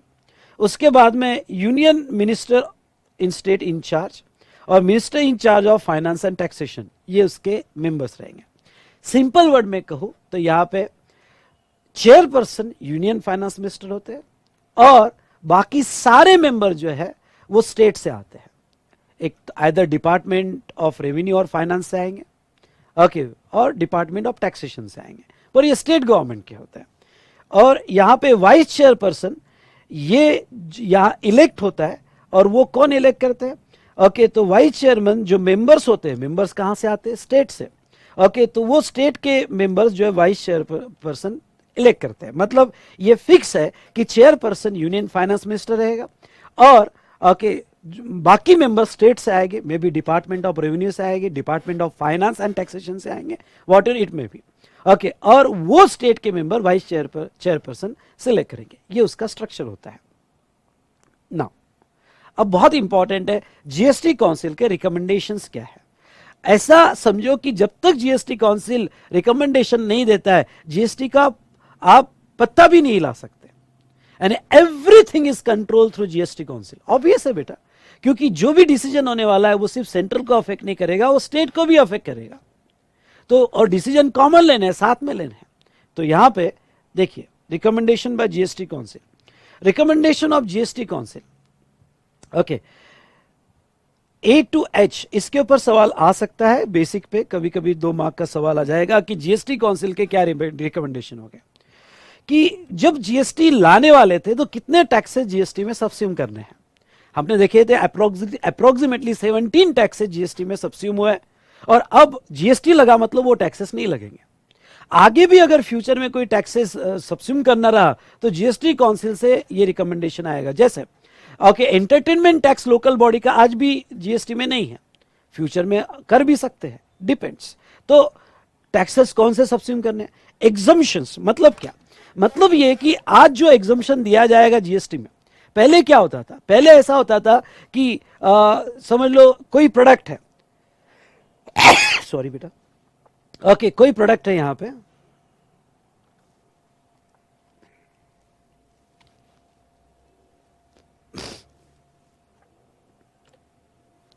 ठीक है, वो प्रोडक्ट पे महाराष्ट्र में टैक्स था तो एमपी यूपी में एग्जाम था, पुराने 2017 के पहले जो वैट और सीएसटी। ऐसे स्टेट में स्टेट वॉर होती थी, इंडस्ट्री को अट्रैक्ट करने के लिए महाराष्ट्र गवर्नमेंट उसको एग्जाम कर रही है, तो गुजरात गवर्नमेंट उसको टैक्सेबल, तो दिल्ली गवर्नमेंट उसको टैक्सेबल कर रही है। तो ऐसे अलग अलग स्टेट में सेम प्रोडक्ट के अलग अलग रेट्स थे, अलग अलग एग्जाम्पशंस थे। तो यहां ये डिसाइड हुआ कि नहीं, अब स्टेट वाइज कोई एग्जाम्पशन नहीं देगा, हम काउंसिल में डिसाइड करेंगे कि कौन सी प्रोडक्ट को, सर्विसेज को हमने एग्जाम्पशन देना चाहिए, उसका लिस्ट डिसाइड होगा और वो लिस्ट सबको फॉलो करना पड़ेगा। तो आज जो भी गुड्स और सर्विसेज पे एग्जाम्पशन देना है, ओके, ये exemption on the recommendation of GST council आएगा। उसके बाद में model of GST law. GST law कैसे होगा, प्रिंसिपल्स क्या होंगे? ओके, जैसे प्रिंसिपल्स ऑफ जीएसटी हमने देखा कि जीएसटी जो है वैल्यू एडेड टैक्स है, डेस्टिनेशन बेस्ड टैक्स है, इनडायरेक्ट टैक्स है, सप्लायर देगा, रिसिपिएंट। तो पूरा जीएसटी का मॉडल आज सीजीएसटी एक्ट के अप्रोक्सीमेटली आप देखोगे तो 172 सेक्शंस है। ये पूरा स्ट्रक्चर जीएसटी काउंसिल डिसाइड करेगा, उसमें कौन सी पावर रूल्स में देना है, रूल्स के स्ट्रक्चर क्या होंगे, रूल्स में क्या चेंजेस होंगे, जीएसटी काउंसिल डिसाइड करेगा पूरा structure, as well as apportionment of goods and service tax levied on interstate trade. मतलब क्या कि अगर इंटरस्टेट ट्रेड होता है आईजीएसटी, तो आईजीएसटी सेंटर और स्टेट में कैसे अपॉर्शन होगा, कौन से स्टेट को दिया जाएगा, यह भी जीएसटी काउंसिल डिसाइड करेगा, जो ऑलरेडी डिसाइडेड है। डेस्टिनेशन स्टेट को दिया जाएगा और डेस्टिनेशन स्टेट को देने के बाद ओके उसको कितना दिया जाएगा वो क्रेडिट एडजस्टमेंट के बाद डिसाइड होता है, पर आप अभी तो ऐसा समझ लो कि 50% रेवेन्यू डेस्टिनेशन स्टेट को दिया जाता है। और place of supply, place of supply बहुत इंपॉर्टेंट है। क्यों? क्योंकि आपका सप्लाई कौन से प्लेस पे हुआ है उसके बेस पे, वेरी इंपॉर्टेंट ध्यान सुनेगा, उसके बेस पे आपका ट्रांजैक्शन इंट्रा स्टेट है या इंटरस्टेट है ये डिसाइड होता है। तो ये प्लेस ऑफ सप्लाई के जो भी रूल्स है, प्रिंसिपल्स है, ये कौन डिसाइड करेगा, तो जीएसटी काउंसिल डिसाइड करेगा। उसके बाद में थ्रेशोल्ड लिमिट ओके और टर्न और बिलो विच आपको जीएसटी नहीं लगेगा। जैसे okay threshold limit, 3 threshold limit decide की है, 10 लाख, 20 लाख और 40 लाख। ओके नॉर्मल थ्रेशोल्ड तो 20 लाख है, पर कुछ केस में 10 लाख है और कुछ केस में 40 लाख भी है। तो ये थ्रेशोल्ड लिमिट ओके सेंट्रल और स्टेट गवर्नमेंट मनमानी नहीं कर सकता है। ये थ्रेशोल्ड लिमिट जो है वो जीएसटी काउंसिल के रिकमेंडेशन के बेस पे डिसाइड होगा। Rate including floor rate with band okay of goods और सर्विस, जीएसटी के रेट्स, जीएसटी के रेट्स भी जीएसटी काउंसिल रिकमेंड करेगी। जैसे अभी एक डिस्कशन चालू है और जीएसटी काउंसिल में अभी तक इसका रिकमेंडेशन आया नहीं है, लेकिन काउंसिल में एक डिस्कशन चालू है कि हमने जो जीएसटी के 2 रेट रखे हैं, 12 ओके 12% और 18%। ओके मेन 4 बैंड है जीएसटी के, 5, 12, 18 एंड 28, 5, 12, 18 एंड 28।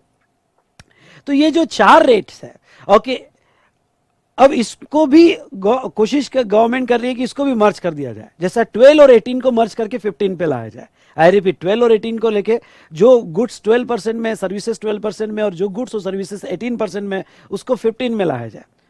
डिस्कशन चल रहा है। हाँ, जिस दिन जीएसटी काउंसिल रिकमेंडेशन देगा कि भाई उसको मर्ज कर दो ओके, उसके बाद में क्या होगा, तो उसके बाद में डेफिनेटली ओके उसके ऊपर जीएसटी लाया जाएगा। नेक्स्ट, स्पेशल रेट और rates of specified rate to raise additional resources. जैसे अब कोविड ओके, ये डिस्कशन चल रहा था जीएसटी काउंसिल में कि भाई कोविड से लाया जाए, क्योंकि गवर्नमेंट के पास पैसा नहीं है।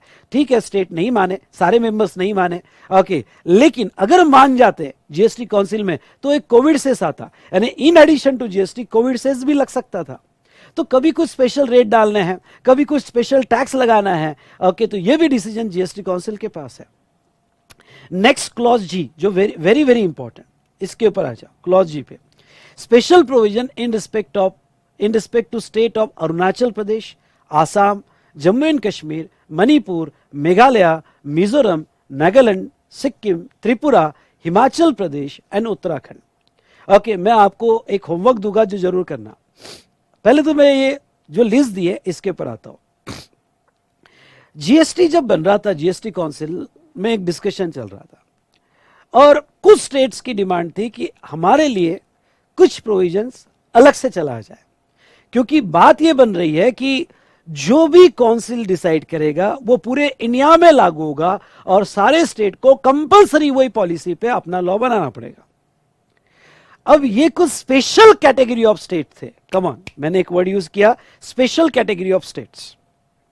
ओके, ये स्पेशल कैटेगरी ऑफ स्टेट जो है, इनका यह कहना था कि हमारा जो रीजन है अंडर डेवलप है, माउंटेन और हिली एरिया है, तो कुछ प्रोविजंस हमारे लिए रियायत के साथ चलाई जाए। हमें टैक्स से रियायत नहीं देना है, कुछ प्रोविजन से रियायत देना है।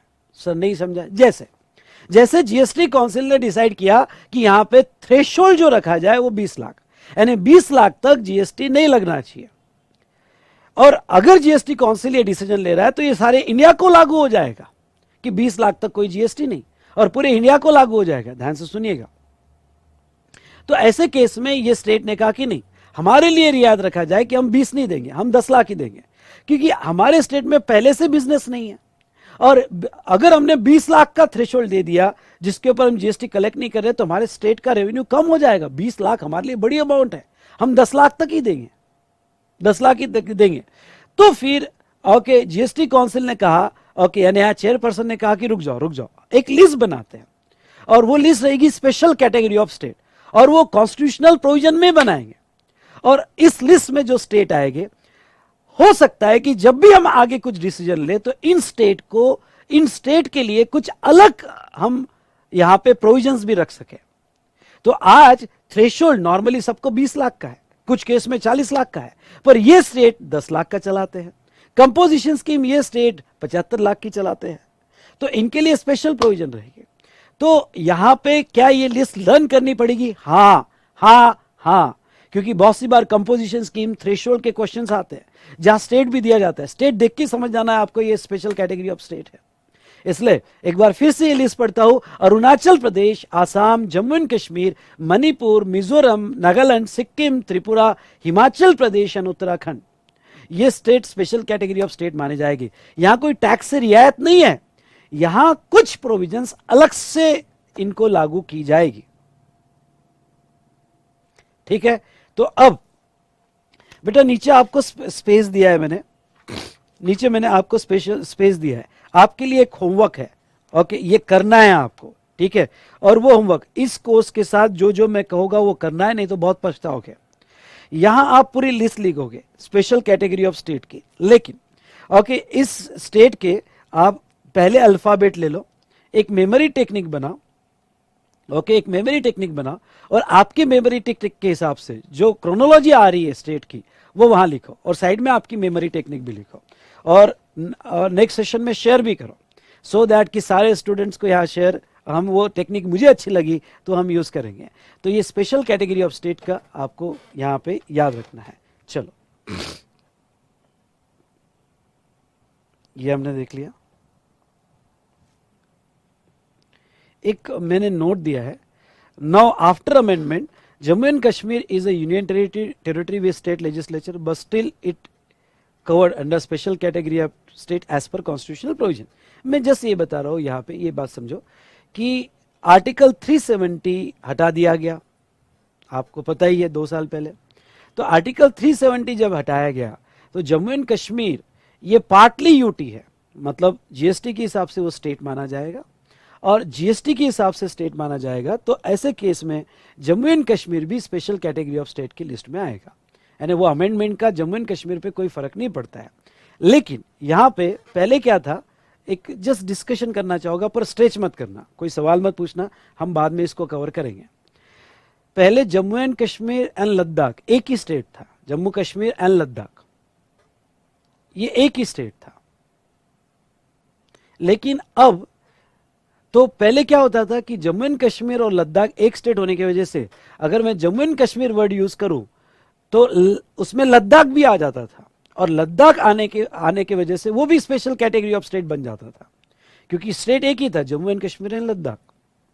ठीक है, तो पहले लद्दाख का स्टेटस भी स्पेशल कैटेगरी ऑफ स्टेट में था, लेकिन अब गवर्नमेंट ने लद्दाख को यहां पे सेपरेट यूटी बना ली, और लद्दाख अगर सेपरेट यूटी है, क्योंकि जम्मू एंड कश्मीर से तोड़ दिया लद्दाख को और लद्दाख को सेपरेट यूटी बना दी, तो ऐसे सिचुएशन में ध्यान से सुनिएगा, यहां पे स्पेशल कैटेगरी ऑफ स्टेट में कॉन्स्टिट्यूशनल प्रोविजन में सिर्फ जम्मू एंड कश्मीर है। तो जम्मू एंड कश्मीर होने की वजह से Jammu and Kashmir special category of state आज भी माना जाएगा, पर Ladakh, very important point, Ladakh अब स्पेशल कैटेगरी ऑफ स्टेट नहीं रहा, क्योंकि ये लिस्ट में लद्दाख नहीं ऐड किया है उन्होंने, ये लिस्ट में सिर्फ जम्मू एंड कश्मीर है, इसलिए Ladakh special category of state नहीं माना जाएगा। इन एडिशन टू दिस, अगर कोई डाउट और क्वेश्चन होगा तो हम बाद में देखेंगे, क्योंकि उसके ऊपर स्पेशल डिस्कशन है, बट जस्ट मैंने आपको बता दिया यहां पे क्या स्पेशल डिस्कशन था। चलो,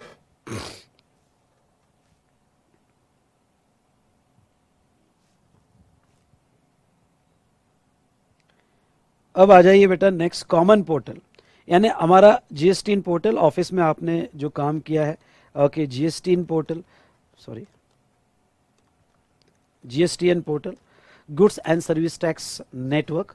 ठीक है, तो ये जो जीएसटीएन पोर्टल क्या क्या काम करता है, एक बेसिक यहाँ पे दिया हुआ है, लेकिन ये अभी कुछ भी नहीं समझेगा, ये जब हम पूरा जीएसटी पढ़ लेंगे, क्योंकि आपने ऑफिस में जितना काम किया होगा उतना ही समझेगा आपको कि भाई जीएसटी पोर्टल आपको रजिस्ट्रेशन के लिए हेल्प करता है, ओके, रिटर्न रजिस्ट्रेशन के लिए हेल्प करता है, रिटर्न आप इसके ऊपर फाइल करते हो, competition and settlement of GST, उसके बाद में matching principle of tax payment, ये हम आगे देखेंगे, एमआईएस रिपोर्ट प्रोवाइड करता है सेंट्रल और स्टेट गवर्नमेंट को, analysis of tax payer provide करता है, ओके, इसमें मैचिंग इंजन होता है जो हम आगे देखेंगे आईटीसी का, ई वे बिल के लिए हेल्प करता है, ई इनवॉइस के लिए हेल्प करता है। तो इतने सारे जो बेनिफिट्स है ये जीएसटी पोर्टल के, पर इसको मैंने जस्ट रीड करके बता दिया, डिटेल डिस्कशन हम बाद में करेंगे।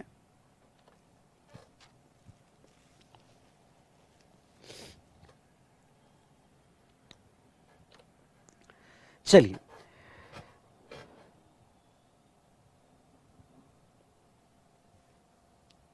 ठीक है। तो दोस्तों अब जो है यहां हमें जीएसटी लॉ की नींव कब रखी गई, नींव रखने के बाद यहां पे उसमें क्या डेवलपमेंट हुआ और 2017 में जीएसटी लॉ कैसे आया, ये 2 मिनट में देख लेना है।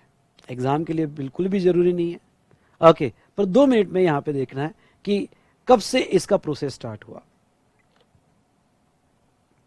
देखो, 2004 में केलकर कमेटी ने रिकमेंडेशन दिया कि नेशनल जीएसटी लाया जाए। जीएसटी ड्यूअल मॉडल में यह प्रपोजल था ही नहीं, ताकि एक ही जीएसटी लाया जाए, पूरा टैक्स सेंट्रल कलेक्ट कर लेगी और बाद में सेंट्रल स्टेट को बांटेगी। वो बात अलग है कि नेशनल जीएसटी पे नहीं, बाद में कैंसिल कर दिया गया और ड्यूअल मॉडल पे लाया गया, पर न्यू रखी गई और वो 2004 में। 2006 में ओके, जब पी चिदम्बरम फाइनेंस मिनिस्टर थे तो उन्होंने ये स्टेटमेंट दिया कि भाई अप्रैल 2010 से हम जीएसटी लाएंगे। वो बात अलग है कि अप्रैल 2010 में जीएसटी नहीं आया, लेकिन उन्होंने कहा कि हम लाएंगे 2010 से। फिर 2014 में जैसे ही बीजेपी गवर्नमेंट आई तो मोदी जी ने पहला काम क्या किया 2004 में, उन्होंने कॉन्स्टिट्यूशनल अमेंडमेंट लोकसभा के सामने रखी और वो अमेंडमेंट ये रखी कि हम जीएसटी लाने के लिए कॉन्स्टिट्यूशन को अमेंड करना जरूरी है। और उन्होंने कुछ बिल मतलब प्रपोजल रखा in the house of parliament कि भाई ये चेंजेस करने पड़ेंगे, आर्टिकल 246A लाना पड़ेगा, 246 में अमेंडमेंट करनी पड़ेगी, 269A लाना पड़ेगा। ओके, तो जितने भी अमेंडमेंट्स थे उसका प्रपोजल रखा। वो प्रपोजल में चेंजेस करके वो पास हुआ 2016 में। और ये याद रखना, इसके ऊपर एमसीक्यू क्वेश्चन आ सकता है, हमारा कॉन्स्टिट्यूशन में 101st अमेंडमेंट हुई, ओके, यानी 101 संशोधन हुआ हमारे कॉन्स्टिट्यूशन में, और ये अमेंडमेंट होके हमारा संविधान अमेंड किया गया और जीएसटी लाने के आर्टिकल्स ऐड किए गए। तो विच कॉन्स्टिट्यूशन अमेंडमेंट यहां पे जो जीएसटी के लिए हेल्प करती है, तो जीएसटी का सोर्स प्रोवाइड करती है, तो 101। उसके बाद में 2017 में ओके 12 अप्रैल 2017 को यहां पे बिल प्रेजेंट हुए in the house of parliament और 1 जुलाई 2017 से जीएसटी लॉ पूरे इंडिया में लागू किया गया। तो ये हमने एक जेनेसिस देखा कि भाई जीएसटी के जिन्स कैसे डेवलप हुए, ओके, क्या प्रोसेस थी। एग्जाम में कोई इंपॉर्टेंट नहीं है, बस आपके नॉलेज के लिए मैंने बता दिया। एमसीक्यू क्वेश्चन अगर पूछा जाए तो इस पे पूछा जा सकता है कि भाई यहां जो है वो जीएसटी की कौन सी कॉन्स्टिट्यूशनल अमेंडमेंट थी, तो 101st अमेंडमेंट हुई जिससे जीएसटी लाया गया। Done, okay.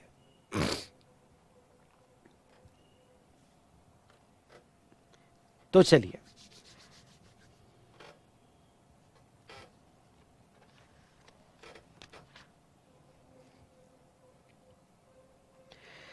तो चलिए दोस्तों, अब यहां तक तो हमने ये डिस्कशन देखा कि यस जीएसटी का कैसे डेवलपमेंट हुआ, कॉन्स्टिट्यूशनल प्रोविजन क्या थी, और जीएसटी 1 जुलाई 2017 से इंप्लीमेंट हुआ। अब हम बात करेंगे कि जीएसटी में कितने एक्ट हैं, ओके, और इंट्रा स्टेट इंटर स्टेट पे यहाँ पे जीएसटी जैसे सीजीएसटी, एसजीएसटी और आईजीएसटी लगता है। आ जाइए नेक्स्ट डिस्कशन पे। चलो फटाफट देख लेते हैं, ये सब आपको पता है इसलिए मैं ज़्यादा टाइम नहीं लूँगा। इंट्रास्टेट सप्लाई, सुनिए, इंट्रास्टेट सप्लाई पे सीजीएसटी और एसजीएसटी ये दोनों टैक्स लगेंगे। लेकिन अगर आप यूनियन टेरिटरी में हो, सुनो, अगर आप यूनियन टेरिटरी में हो तो एसजीएसटी के बजाय लगेगा यूटीजीएसटी, वहाँ यूटीजीएसटी लगेगा। उसके बाद में इंटरस्टेट सप्लाई होगा तो वो सिचुएशन में यहाँ पे आईजीएसटी लगेगा थ्रू आईजीएसटी एक्ट। एक्ट 2017 के हैं, इसलिए आपको याद रह जाएंगे जितने भी जीएसटी एक्ट है वो 2017 के हैं। इसलिए आंसर लिखते वक्त जब भी ऐसा लगा कि भाई हमें एक्ट का ईयर भी लिखना है, जो जनरली आप भूल जाते हो, तो यहाँ याद रखने की जरूरत ही नहीं, 2017 याद रख लेना, बात खत्म। ओके, जीएसटी की लेवी होती है। अब देखो बेटा, ये जो कंसेप्ट है इंटरस्टेट सप्लाई और इंट्रास्टेट सप्लाई, ये बहुत डिटेल में लगभग 3 सेशन यानी अराउंड 10 से 11 घंटा हमारा ये इंट्रा स्टेट और इंटर स्टेट पे डिस्कशन होगा। इसलिए फिलहाल कोई सवाल मत पूछना, हम डिटेल में डिस्कशन बाद में देखेंगे, पर इसके बेसिक प्रिंसिपल आपके दिमाग में मैं डाल देता हूं। ओके, कब कहा जाता है inter state supply as per section 7 of IGST act, जो हम आईजीएसटी एक्ट में आगे पढ़ेंगे।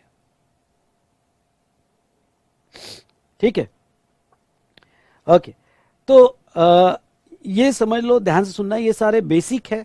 इसके ऊपर हम बहुत सारे प्रॉब्लम सॉल्व करेंगे। अराउंड पूरे जीएसटी में मेरे ये रेगुलर बुक में 300 क्वेश्चंस है, वो तो हम सॉल्व करेंगे। प्लस एडिशनल क्वेश्चंस के लिए जो है मैंने आपको क्वेश्चन बैंक भी दिया है, जो आपको मेरे साथ कर लेना है। और कब से करना है, कैसे करना है, मैं आपको बताऊंगा। लेकिन don't worry, concept base maximum questions मैंने मटेरियल में भी कवर किए। आईजीएसटी प्लेस ऑफ सप्लाई के तो बहुत सारे क्वेश्चंस मैंने कवर किए। आगे अभी तो हम सिर्फ इंट्रोडक्शन मॉड्यूल में है भाई, आगे आगे देखो होता है क्या। ठीक है, तो चलिए, सप्लाई ऑफ गुड्स और सर्विसेज इंटरस्टेट कब बोला जाएगा? Okay, interstate supply where location of supplier and place of supply. Location of supplier को मैं एलओएस कहूंगा, प्लेस ऑफ सप्लाई को मैं पीओएस कहूंगा। Are in 2 different state, 2 different UT और स्टेट और यूटी। मतलब जब कोई गुड्स यहां पे ओके महाराष्ट्र से गुजरात जा रहा है, ओके महाराष्ट्र से गुजरात जा रहा है, या फिर 2 डिफरेंट स्टेट, महाराष्ट्र भी स्टेट है और गुजरात भी स्टेट है, या फिर वो गुड्स ओके महाराष्ट्र से चंडीगढ़ जा रहा है, ओके महाराष्ट्र से चंडीगढ़ जा रहा है, मतलब स्टेट से यूटी जा रहा है, ओके या फिर यूटी टू यूटी जा रहा है, चंडीगढ़ से अंडमान निकोबार, अंडमान निकोबार दीव दमन जा रहा है, यूटी टू यूटी जा रहा है। तो जब कोई गुड्स यहां पे 2 डिफरेंट स्टेट में जा रहा है, या फिर गुड्स या सर्विस समझ लो, या स्टेट से यूटी में जा रहा है यहां पे, या फिर यूटी टू यूटी जा रहा है, ओके गुड्स और सर्विस, इसे इंटरस्टेट सप्लाई कहा जाएगा। पर 2 बातों पे आपका ध्यान लाना चाहूंगा, और वो कौन सी 2 बातें? वो कहते हैं LOS, location of supplier and place of supplier, यानी वो रिसिपिएंट पर ध्यान ही नहीं देते। वो कहते हैं कि सप्लायर अगर एक स्टेट में है और उसका प्लेस ऑफ सप्लाई दूसरे स्टेट में होना चाहिए। रिसिपिएंट कहीं पे भी हो सकता है रिसिपिएंट महाराष्ट्र में, समझ लो मैं यहां के ही बंदे को बेच रहा हूं, ओके बेच रहा हूं पुणे के ही बंदे को, लेकिन मैं डिलीवरी गुजरात में दे रहा हूं। तो इवन दो मेरा रिसिपिएंट पुणे में है, पर गुड्स की डिलीवरी या सर्विस का प्लेस ऑफ सप्लाई गुजरात में है, उसे इंटरस्टेट मान लिया जाएगा। यानी आपको इंटरस्टेट फिक्स करने के लिए लोकेशन ऑफ रिसिपिएंट नहीं देखना है, आपको प्लेस ऑफ सप्लाई, कौन से प्लेस पे सप्लाई किया गया। और यहां पे भी आपको place of supply, location of supply, और उसके बाद में location of supply and place of supply. अगर location of supplier and place of supply ये 2 डिफरेंट स्टेट्स में है, स्टेट और यूनियन टेरिटरी में है, या यूटी टू यूटी में है, तो वो केस में उसे इंटरस्टेट कहा जाएगा। अब भाई ये प्लेस ऑफ सप्लाई कैसे फिक्स होगा? तो ये प्लेस ऑफ सप्लाई के लिए इन्होंने ओके यहां पे 4 सेक्शंस बनाए हैं। Section 10 of IGST act, section 11, section 12 और सेक्शन 13, ऐसे 4 सेक्शंस बनाए आईजीएसटी एक्ट में। और ये 4 सेक्शन में लगभग अप्रोक्सीमेटली ओके यहां पे 50 to 60 अलग अलग सिचुएशंस है, और वो अलग अलग सिचुएशन में आपको प्लेस ऑफ सप्लाई कैसे फिक्स करना है ये भी पता है। तो आपको 50 to 60 सिचुएशंस याद रखनी पड़ेगी। हाँ, और डोंट वरी, मैं बैठा हूं, याद हो जाएगा। तो वो 50 to 60 सिचुएशंस में आपके प्लेस ऑफ सप्लाई कैसे फिक्स हो गए वो हम आगे देखेंगे। तो ये था बेटा regarding to okay interstate supply. तो इंटरस्टेट सप्लाई के लिए डिटेल डिस्कशन तो आईजीएसटी एक्ट में होगा, लेकिन आप ये समझ लीजिएगा कि लोकेशन ऑफ सप्लायर और प्लेस ऑफ सप्लाई अलग अलग स्टेट्स में है, तो उसे इंटरस्टेट कहा जाएगा। इंट्रा कब बोला जाएगा? गुड्स और सर्विसेज के लिए। ओके, तो गुड्स और सर्विसेज के लिए इंट्रा तब बोला जाएगा जब एलओएस एंड पीओएस, ख्याल रहे, location of supplier and place of supply, LOS and POS same state में हो। Sorry, LOS and POS same state में हो।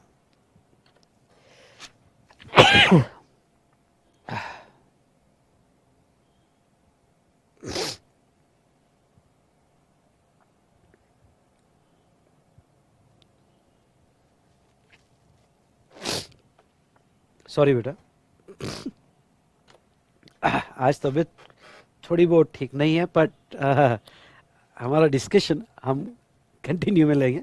तो एलओएस और पीओएस सेम स्टेट में हो और सेम यूनियन टेरिटरी में हो, ओके, सेम स्टेट में और सेम यूनियन टेरिटरी में हो, मतलब महाराष्ट्र में Pune to Nagpur, Pune to Aurangabad sale हो रहा है, ओके, अहमदाबाद से सूरत सेल हो रहा है, सप्लाई हो रहा है, तो लोकेशन ऑफ सप्लायर और place of supply same state में हो तो उसे इंट्रा स्टेट कहा जाता है।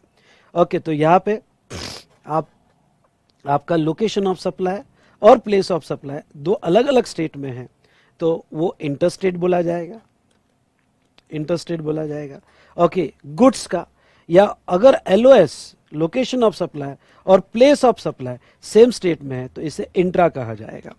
ये तो गुड्स का हुआ। सर्विसेज भी ऐसा, सर्विसेज में लोकेशन ऑफ सप्लायर और प्लेस ऑफ सप्लाई अलग अलग स्टेट में है तो इसे इंटरस्टेट कहा जाएगा, इंटरस्टेट कहा जाएगा। और लोकेशन ऑफ सप्लायर और place of supply same state में तो इसे इंट्रास्टेट कहा जाएगा, इसे इंट्रास्टेट कहा जाएगा। डन। तो ये था रिगार्डिंग टू इंटरस्टेट और इंट्रास्टेट कब कहना for levy of CGST, SGST और आईजीएसटी।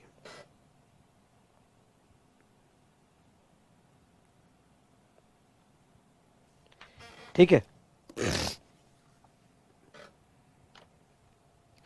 कोई डाउट और क्वेश्चन बेटा? यस बेटा, यूटी टू स्टेट क्यों नहीं हो सकता है?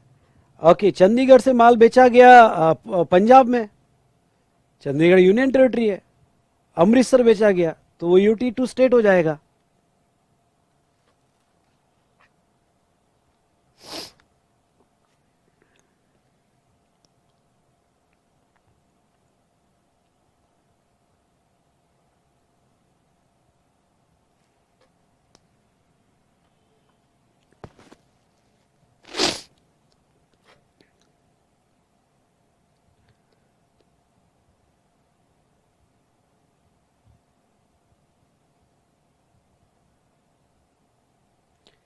यस बेटा, पहले सप्लाई होगा, प्लेस ऑफ सप्लाई तो 13-14 चैप्टर है।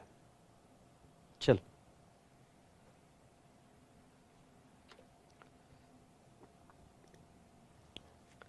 चलिए बेटा, अब जो एक नेक्स्ट इंपॉर्टेंट डिस्कशन पे हम यहाँ पे आएंगे, और वो इंपॉर्टेंट डिस्कशन जो है यहाँ थोड़ा समझ लीजिएगा। 1 जुलाई 2017 से जीएसटी तो इंडिया में लाया गया, और जीएसटी वैट बेस है, मतलब आपको इनवर्ट सप्लाई की क्रेडिट तो दे दिए। जीएसटी लाने का फायदा बहुत हुआ, क्योंकि 1 जुलाई 2017 के पहले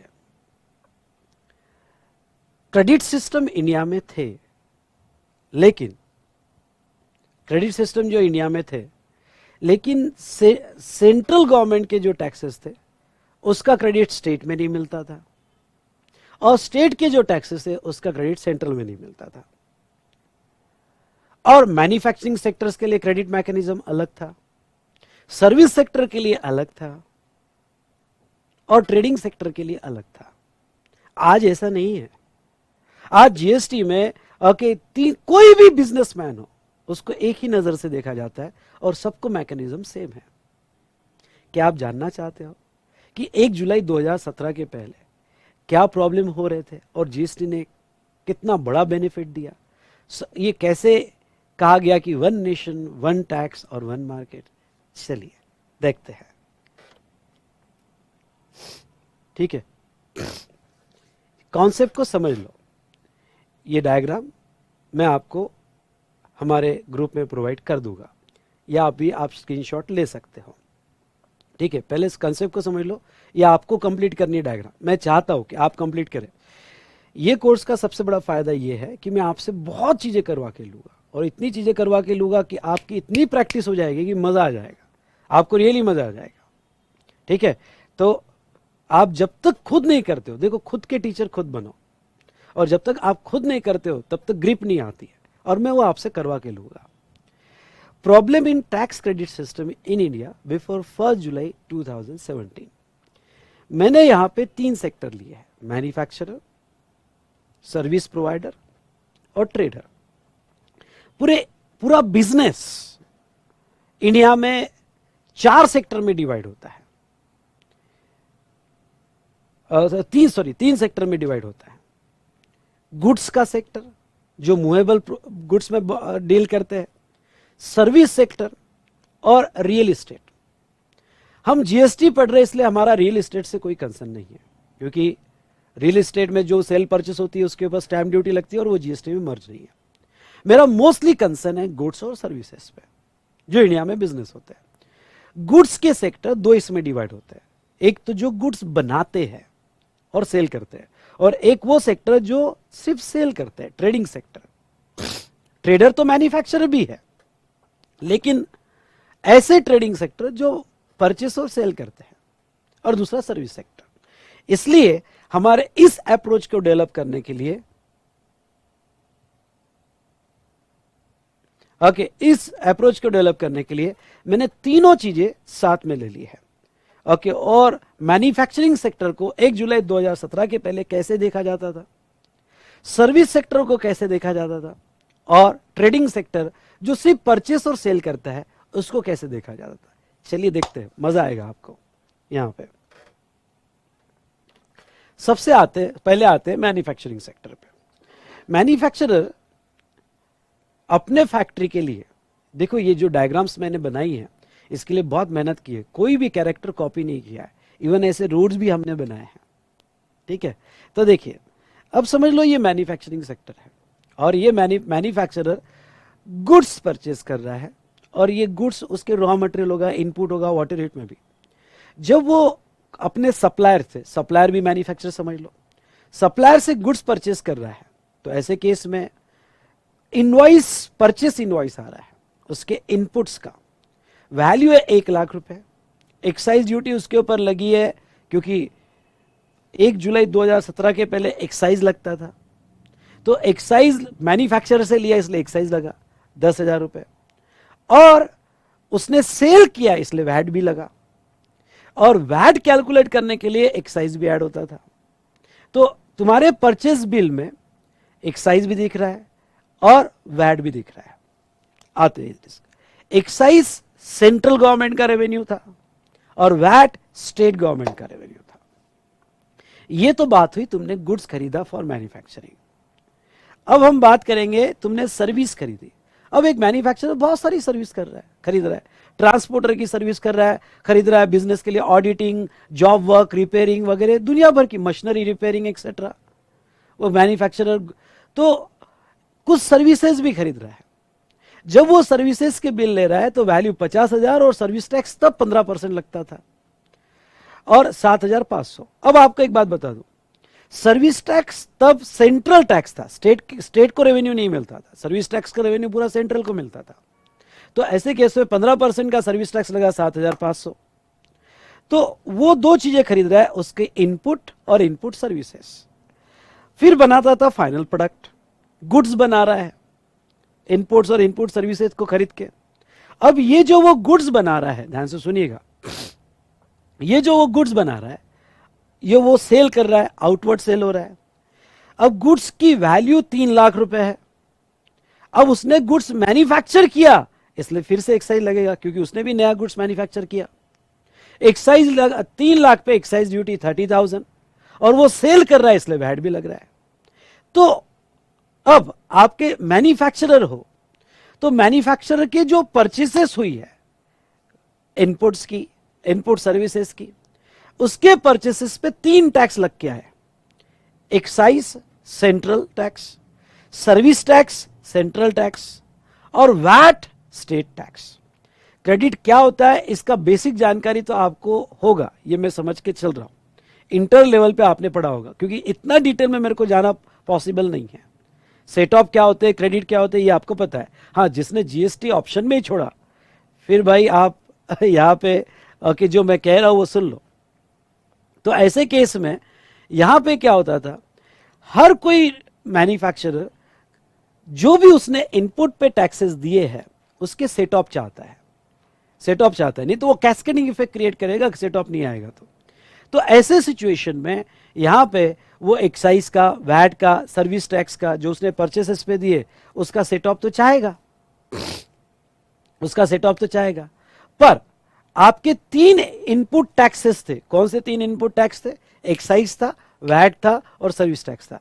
इसमें से दो जो थे वो सेंट्रल के थे। कौन से दो सेंट्रल के थे? एक्साइज और सर्विस टैक्स, और वैट स्टेट का था। अब आपके आउटपुट में एक्साइज लग रहा है तो सेंट्रल लग रहा है, और स्टेट वैट। तो क्या होता था, गवर्नमेंट सेंट्रल टैक्स, मतलब जो भी सेंट्रल के टैक्सेस थे उसका आईटीसी, उसका सेट ऑफ सेंट्रल में देती थी, और स्टेट वैट का सेट ऑफ वैट में देता था। यानी आपका जो आउटपुट टैक्स है कितना? 30,000 रुपए। ये 30,000 में आप आईटीसी ले सकते थे। ध्यान सुनना, आप जो आईटीसी ले सकते थे वो आईटीसी एक्साइज का, यानी 30,000 माइनस 10 प्लस सर्विस टैक्स का भी ले सकते थे, यानी सेंट्रल का सेंट्रल में और स्टेट का स्टेट में। तो आप 30,000 के पेमेंट के लिए 7,500 प्लस 10,000 यानी 17,500, मतलब आपको दो शीट बनानी पड़ती थी, net excise payable, net VAT payable. Output tax excise 30,000, उसमें आप इनपुट टैक्स एक्साइज जो इनपुट पे 10,000 था और सर्विस टैक्स जो 7,500 था, ये दोनों क्रेडिट आप ले सकते थे। यानी आपका नेट एक्साइज ड्यूटी 12,500, यानी सेंट्रल का टैक्स पे करने के लिए सेंट्रल के क्रेडिट अलाउड थे, और वैट का पे करने के लिए वैट के क्रेडिट अलाउड थे। ओके, आउटपुट टैक्स वैट और इनपुट टैक्स वैट। यानी ओके, मैन्युफैक्चर की पांचों उंगलियां घी में थी कि उसके जितने भी इनपुट टैक्सेस लग रहे हैं, एक्साइज, सर्विस टैक्स और वैट, वो तीनों के तीनों एडजस्ट हो रहे हैं। सुनो मेरी बात, वो तीनों के तीनों एडजस्ट हो रहे हैं, सेट ऑफ मिल रहा है, कैस्केडिंग इफेक्ट नहीं हो रहा है। मजा आ गया। उसके बाद में नेक्स्ट हम बात करें तो यहां पे सर्विस प्रोवाइडर को लेते हैं, और ये सर्विस प्रोवाइडर को क्या प्रॉब्लम जा रहे थे इसको भी समझने की कोशिश करते हैं। ठीक है, चलिए अब ये सर्विस प्रोवाइडर को यहां पे हम जो लेंगे, वी स्मार्ट एकेडमी आपको सर्विस देने के लिए, हम बेंचेस खरीद रहे हैं, कैमरा खरीद रहे हैं, टीवी खरीद रहे हैं, कंप्यूटर खरीद रहे हैं, बहुत सारे इनपुट्स खरीद रहे हैं, फैन खरीद रहे हैं, ये बिजनेस के लिए यूज कर रहे हैं, या लाइट्स खरीद रहा हो, ये बिजनेस के लिए यूज हो रहा है, आपको सर्विस प्रोवाइड करने के लिए। हमने गुड्स खरीदे और डायरेक्ट मैन्युफैक्चरर से खरीदे। अगर मैन्युफैक्चरर से मैं गुड्स खरीदता हूं तो जिसने मुझे कैमरा बेंचेस बेचे, 1 जुलाई 2017 के पहले वो एक्साइज लगाता था, वैट भी लगाता था। तो एक सर्विस प्रोवाइडर पे एक्साइज लग के आ रहा है उसके परचेस पे, वैट लग के आ रहा है उसके परचेस पे। उसके बाद में बहुत सारी इनपुट सर्विसेज हम ले रहे हैं, वेरियस फैकल्टीज की इनपुट सर्विसेज ले रहे हैं जो आपको प्रोवाइड कर रहे हैं, टेलीफोन, इंटरनेट वगैरह। आपके मेरे बीच में क्या इंटरनेट सर्विस ले रहे हैं, या मैंने लीज लाइन ली हुई है, ओके, तो उसके बिल आ रहे, सर्विस टैक्स के भी बिल आ रहे हैं। एक सर्विस प्रोवाइडर के भी परचेसेस में 3 टैक्सेस लग के आते थे, एक्साइज, वैट ऑन गुड्स और सर्विस टैक्स ऑन सर्विसेज। अब ये सर्विस प्रोवाइडर जो है, जब आपको सर्विस दे रहा है, ऑनलाइन सर्विस दे रहा है या फेस टू फेस सर्विस दे रहा है, तो समझ लो वैल्यू 3 लाख रुपए, और वो सर्विस दे रहा है तो उसके ऊपर लगता था service tax only. Service tax ये सेंट्रल टैक्स था। हाँ, सर्विसेज पे कोई भी स्टेट का टैक्स नहीं लगता था, वेरी इंपॉर्टेंट, सर्विसेज पे कोई भी स्टेट का टैक्स नहीं लगता था। अब इसके आउटपुट में, सर्विस प्रोवाइडर के आउटपुट में सर्विस टैक्स जो सेंट्रल टैक्स ही था, स्टेट का कोई टैक्स ही नहीं था। आप मेरी बात समझ रहे हो, स्टेट का कोई टैक्स ही नहीं था। तो ऐसे सिचुएशन में, यहां पे ध्यान से सुनना, ऐसे सिचुएशन में अगर ये 45,000 टैक्स पे करना है मुझे, तो मुझे सेट ऑफ किसका मिलेगा? ये था सेंट्रल, तो लॉजिक बहुत क्लियर था, सेंट्रल का टैक्स पे करने के लिए सेंट्रल के ही क्रेडिट मिलेंगे। यानी 45,000 पे करने के लिए आप एक्साइज का क्रेडिट ले सकते हो। सुनो ध्यान से, आप यहां पे एक्साइज का क्रेडिट ले सकते हो और सर्विस टैक्स का क्रेडिट ले सकते हो। एक्साइज और सर्विस टैक्स का ले सकते हो, वैट का नहीं ले सकते थे, क्योंकि स्टेट का क्रेडिट स्टेट के इसमें अलाउड था और मेरे आउटपुट में कोई स्टेट था ही नहीं, तो स्टेट का क्रेडिट लू किसमें? इसलिए अगर मैं कैलकुलेशन करूं तो ये कैलकुलेशन में मेरा जो आउटपुट टैक्स सर्विस टैक्स था 45,000, जिसमें सिर्फ मैं एक्साइज और सर्विस टैक्स के ही क्रेडिट ले सकता था, ओके, और मुझे वैट के क्रेडिट नहीं मिलते थे। अगर मुझे वैट के क्रेडिट नहीं मिल रहे दोस्तों, ध्यान सुनना, वैट के क्रेडिट नहीं मिल रहे इसके, तो इसके अगर मुझे क्रेडिट नहीं मिल रहे हैं तो ये मेरी कॉस्ट बन जाती थी, और अगर ये मेरी कॉस्ट बन रही है तो वो मेरे सेल्स प्राइस में ऐड हो जाता था और डबल टैक्सेशन होता था, डबल टैक्सेशन। तो एक सर्विस प्रोवाइडर परेशान था, ओके, कि भाई काश मुझे वैट का क्रेडिट मिल जाता। और मुझे पता है 2017 के पहले हम जब गुड्स के बिल लेते थे तो ऐसा लगता था यार ये वैट तो नुकसान हो गया, इसका क्रेडिट मिलेगा नहीं, ये कॉस्ट प्राइस में ऐड हो जाएगा, अननेसेसरी प्राइसेस बढ़ जाएगी। तो मैन्युफैक्चरर की तो पांचों उंगलियां घी में थी, क्योंकि उसके आउटपुट में सेंट्रल भी था और स्टेट भी था, इसलिए उसको सारे क्रेडिट मिल जाते थे। लेकिन सर्विस प्रोवाइडर के आउटपुट में सिर्फ सेंट्रल था, वो भी चाहता था कि मेरे आउटपुट में काश स्टेट आ जाता तो क्या हो जाता, मैं वैट के क्रेडिट भी ले सकता, क्योंकि वो वैट से तो बच नहीं सकता था, क्योंकि उसको गुड्स खरीदना ही था, और गुड्स जब भी खरीदेगा तो वैट लगेगा ही, सीएसटी लगेगा ही, तो उसका लॉस हो रहा था वैट के केस में। ये तो बात सर्विस प्रोवाइडर की थी। अब बात करते हैं ट्रेडर की। ट्रेडर मतलब जो परचेज सेल कर रहा है, मैन्युफैक्चरिंग नहीं कर रहा है। समझ लो मारुति का शोरूम है, डीलर है, जो मारुति कंपनी से मैन्युफैक्चर्ड कार खरीद रहा है। जब वो कार खरीद रहा है तो वैल्यू 1 लाख रुपए, एक्साइज 10,000 रुपए, एक्साइज लग के आएगा, वैट लग के आएगा ट्रेडर को, गुड्स जब खरीदेगा। एक ट्रेडर भी सर्विसेज लेता है भाई, शोरूम में दुनिया भर की सर्विसेज है, टेलीफोन सर्विस है, इंटरनेट सर्विस है, ऑडिटिंग है, अकाउंटिंग है, ओके, रिपेयर्स, मेंटेनेंस, सब कुछ है, वो सर्विसेज भी ले रहा है। अब दोस्तों जब वो सर्विसेज यहां पे ले रहा है, गुड्स भी ले रहा है, सर्विसेज भी ले रहा है, ओके, तो सर्विस टैक्स भी लग के आ रहा है। अब जब ये ट्रेडर कार खरीदता है और कार बेचता है, जब गुड्स बेचता है, तो इसके गुड्स बेचने पे वैट लगेगा। एक्साइज तो ऑब्वियसली नहीं लगेगा क्योंकि ये मैन्युफैक्चरर नहीं है, तो इसके गुड्स बेचने पे क्या लगेगा, वैट।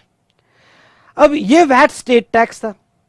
अब आपको एक बात बता दूं कि ये वैट जो स्टेट टैक्स था, तो ये वैट के अगेंस्ट में उसको सिर्फ वैट का ही क्रेडिट मिलता था, क्योंकि स्टेट के अगेंस्ट में स्टेट का ही क्रेडिट मिलता था। यानी एक ट्रेडर को जो एक्साइज लग के आई है परचेस पे, सर्विस टैक्स लग के आ रहे हैं उनको, उसके क्रेडिट उनको मिलते ही नहीं थे। सुनिए ध्यान से, उनको क्रेडिट मिलते ही नहीं थे। कहां थे? क्योंकि सेंट्रल के क्रेडिट सेंट्रल में थे, स्टेट के क्रेडिट स्टेट में थे, और इनके आउटपुट में सेंट्रल टैक्स था ही नहीं, इनके आउटपुट में सेंट्रल टैक्स था ही नहीं। तो इसके लॉसेस देखो क्या होते थे, एक्साइज का क्रेडिट नहीं मिला, कॉस्ट में ऐड करो, सर्विस टैक्स का क्रेडिट नहीं मिला, कॉस्ट में ऐड करो। और ये कॉस्ट में ऐड करने की वजह से, ध्यान से सुनना, ये कॉस्ट में ऐड करने की वजह से प्राइसेस और बढ़ जाती थी। यानी क्रेडिट सिस्टम थे इंडिया में, पर सेंट्रल के सेंट्रल में थे, स्टेट के स्टेट में थे। ये भी सोचता था कि काश मेरे आउटपुट में सेंट्रल भी आ जाए, अगर मेरा आउटपुट में सेंट्रल आ जाए तो मैं क्रेडिट ले सकता हूं, एक्साइज और किसके, सर्विस टैक्स के। तो तीनों सेक्टर में देखा जाए तो मैन्युफैक्चरिंग सेक्टर को अलग देखा जा रहा है, उनका ओके, यहाँ पे आउटपुट इनपुट सब मैच हो रहा है और सब मैच होके क्रेडिट्स मिल रहा है। मेरा डांस मत देखना, कॉन्सेप्ट को समझना। और ऐसे ही पूरा जीएसटी में डांस में पड़ा होगा, आपने भी बाद में रूम में बंद करके डांस आपको करना है, मेरे साथ चार्ट्स बनाना है। देखो मैं आपको एक बात बता देता हूँ, यहाँ पे ध्यान से सुनिए, एक बात बता देता हूँ कि ये बेसिक है, आगे आगे देखो होता है क्या, बहुत मजा आएगा आपको, ठीक है। तो ऐसे सिचुएशन में यहाँ पे अगर हम ट्रेडर की बात करें, देखो क्या ट्रेडर की बात करें तो आउटपुट टैक्स और सिर्फ वैट के क्रेडिट, उसको एक्साइज और सर्विस टैक्स से क्रेडिट नहीं थे। तो परेशान थे सर्विस प्रोवाइडर, जिनके क्रेडिट के लॉस थे, प्राइसेस बढ़ रही थी, और सबसे ज्यादा परेशान तो ट्रेडर था, क्योंकि उसके 2 टैक्सेस के क्रेडिट एडजस्ट नहीं हो रहे थे। गवर्नमेंट ने क्या कहा, ये भाई एक्साइज, वैट, ऑक्ट्रा, एलबीटी, ये सब नाम छोड़ो, 17 टैक्सेस थे, नाम छोड़ो, और गवर्नमेंट ने लाया जीएसटी। अब आप गुड्स खरीदो, ओके, आप गुड्स खरीदो या सर्विस, ओके, अब ये एक्साइज वैट नहीं, अब आपको लगेगा जीएसटी, बस एक ही टैक्स जीएसटी। ओके, आप जो सर्विसेज खरीदो तो ये नहीं, जीएसटी, ओनली जीएसटी लगेगा, और आप सेल कर रहे हो तो ये नहीं, ओनली जीएसटी लगेगा। वो जीएसटी फिर CGST, GST, IGST, what it में भी जीएसटी। मतलब यहां पे गुड्स खरीदो जीएसटी, सर्विस खरीदो जीएसटी, और ओके सेल करो जीएसटी, और ये दोनों जीएसटी का क्रेडिट जीएसटी में मिल जाएगा।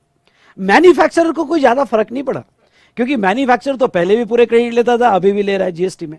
लेकिन सबसे ज्यादा फायदा किसको मिला, सर्विस प्रोवाइडर और ट्रेडर को, क्योंकि सर्विस प्रोवाइडर और ट्रेडर अब ये एक्साइज वैट नहीं, ओके, क्या लग के आएगा, जीएसटी, यहां क्या लग के आएगा, जीएसटी, यहां पे भी क्या लगेगा, जीएसटी, और जीएसटी का क्रेडिट पूरा जीएसटी में। यानी सर्विस प्रोवाइडर को जो पहले वैट के क्रेडिट नहीं मिलते थे, अब सब मिल रहे हैं, क्योंकि अब वैट वगैरह वर्ड ही नहीं, अब जीएसटी वर्ड है, और जीएसटी का क्रेडिट जीएसटी में। और यहां पे ओके ट्रेडर तो सबसे ज्यादा खुश हुआ, बल्ले बल्ले बल्ले मजा आ गया।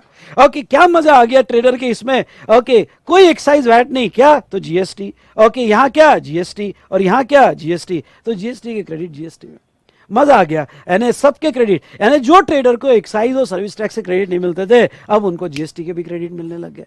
ओके, तो सब यहां पे जीएसटी के क्रेडिट जीएसटी में मिलने लगेंगे। आपको मेरी बात समझ में आई? यस और नो?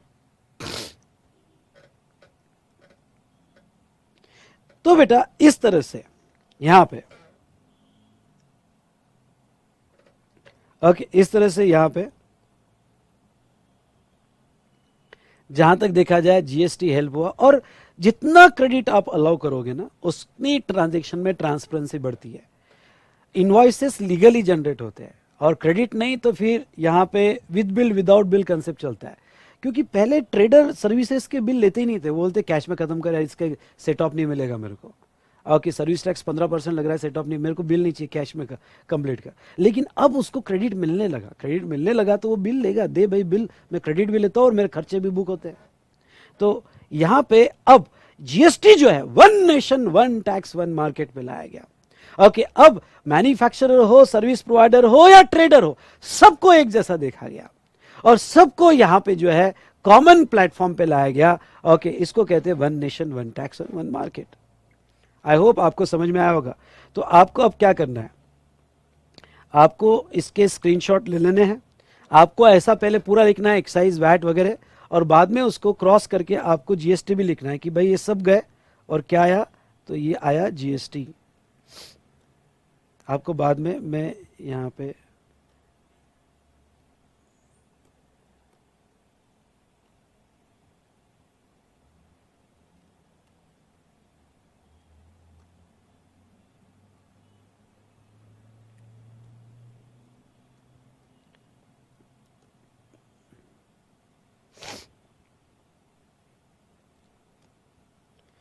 ये मैं आपको बाद में प्रोवाइड कर दूंगा।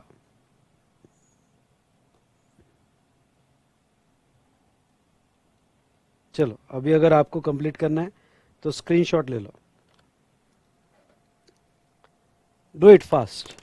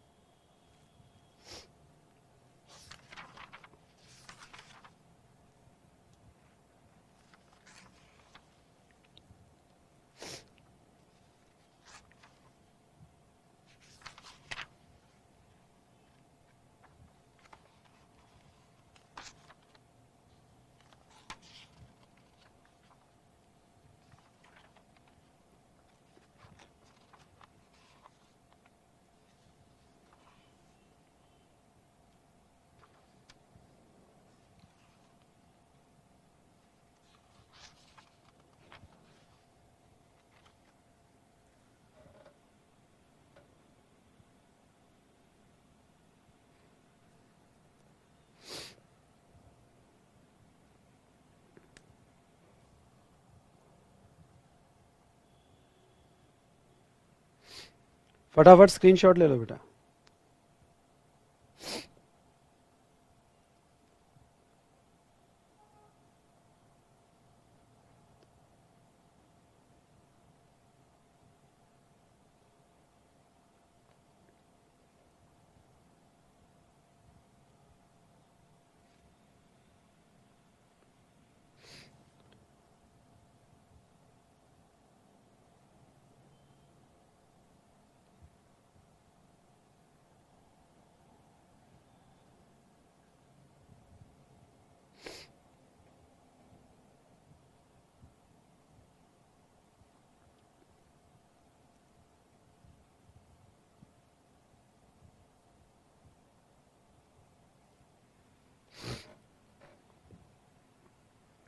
ठीक है,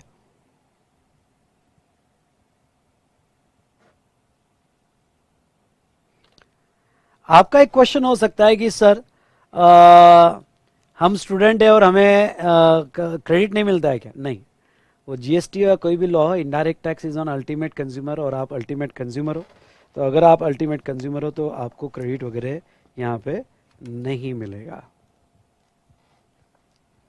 ठीक है।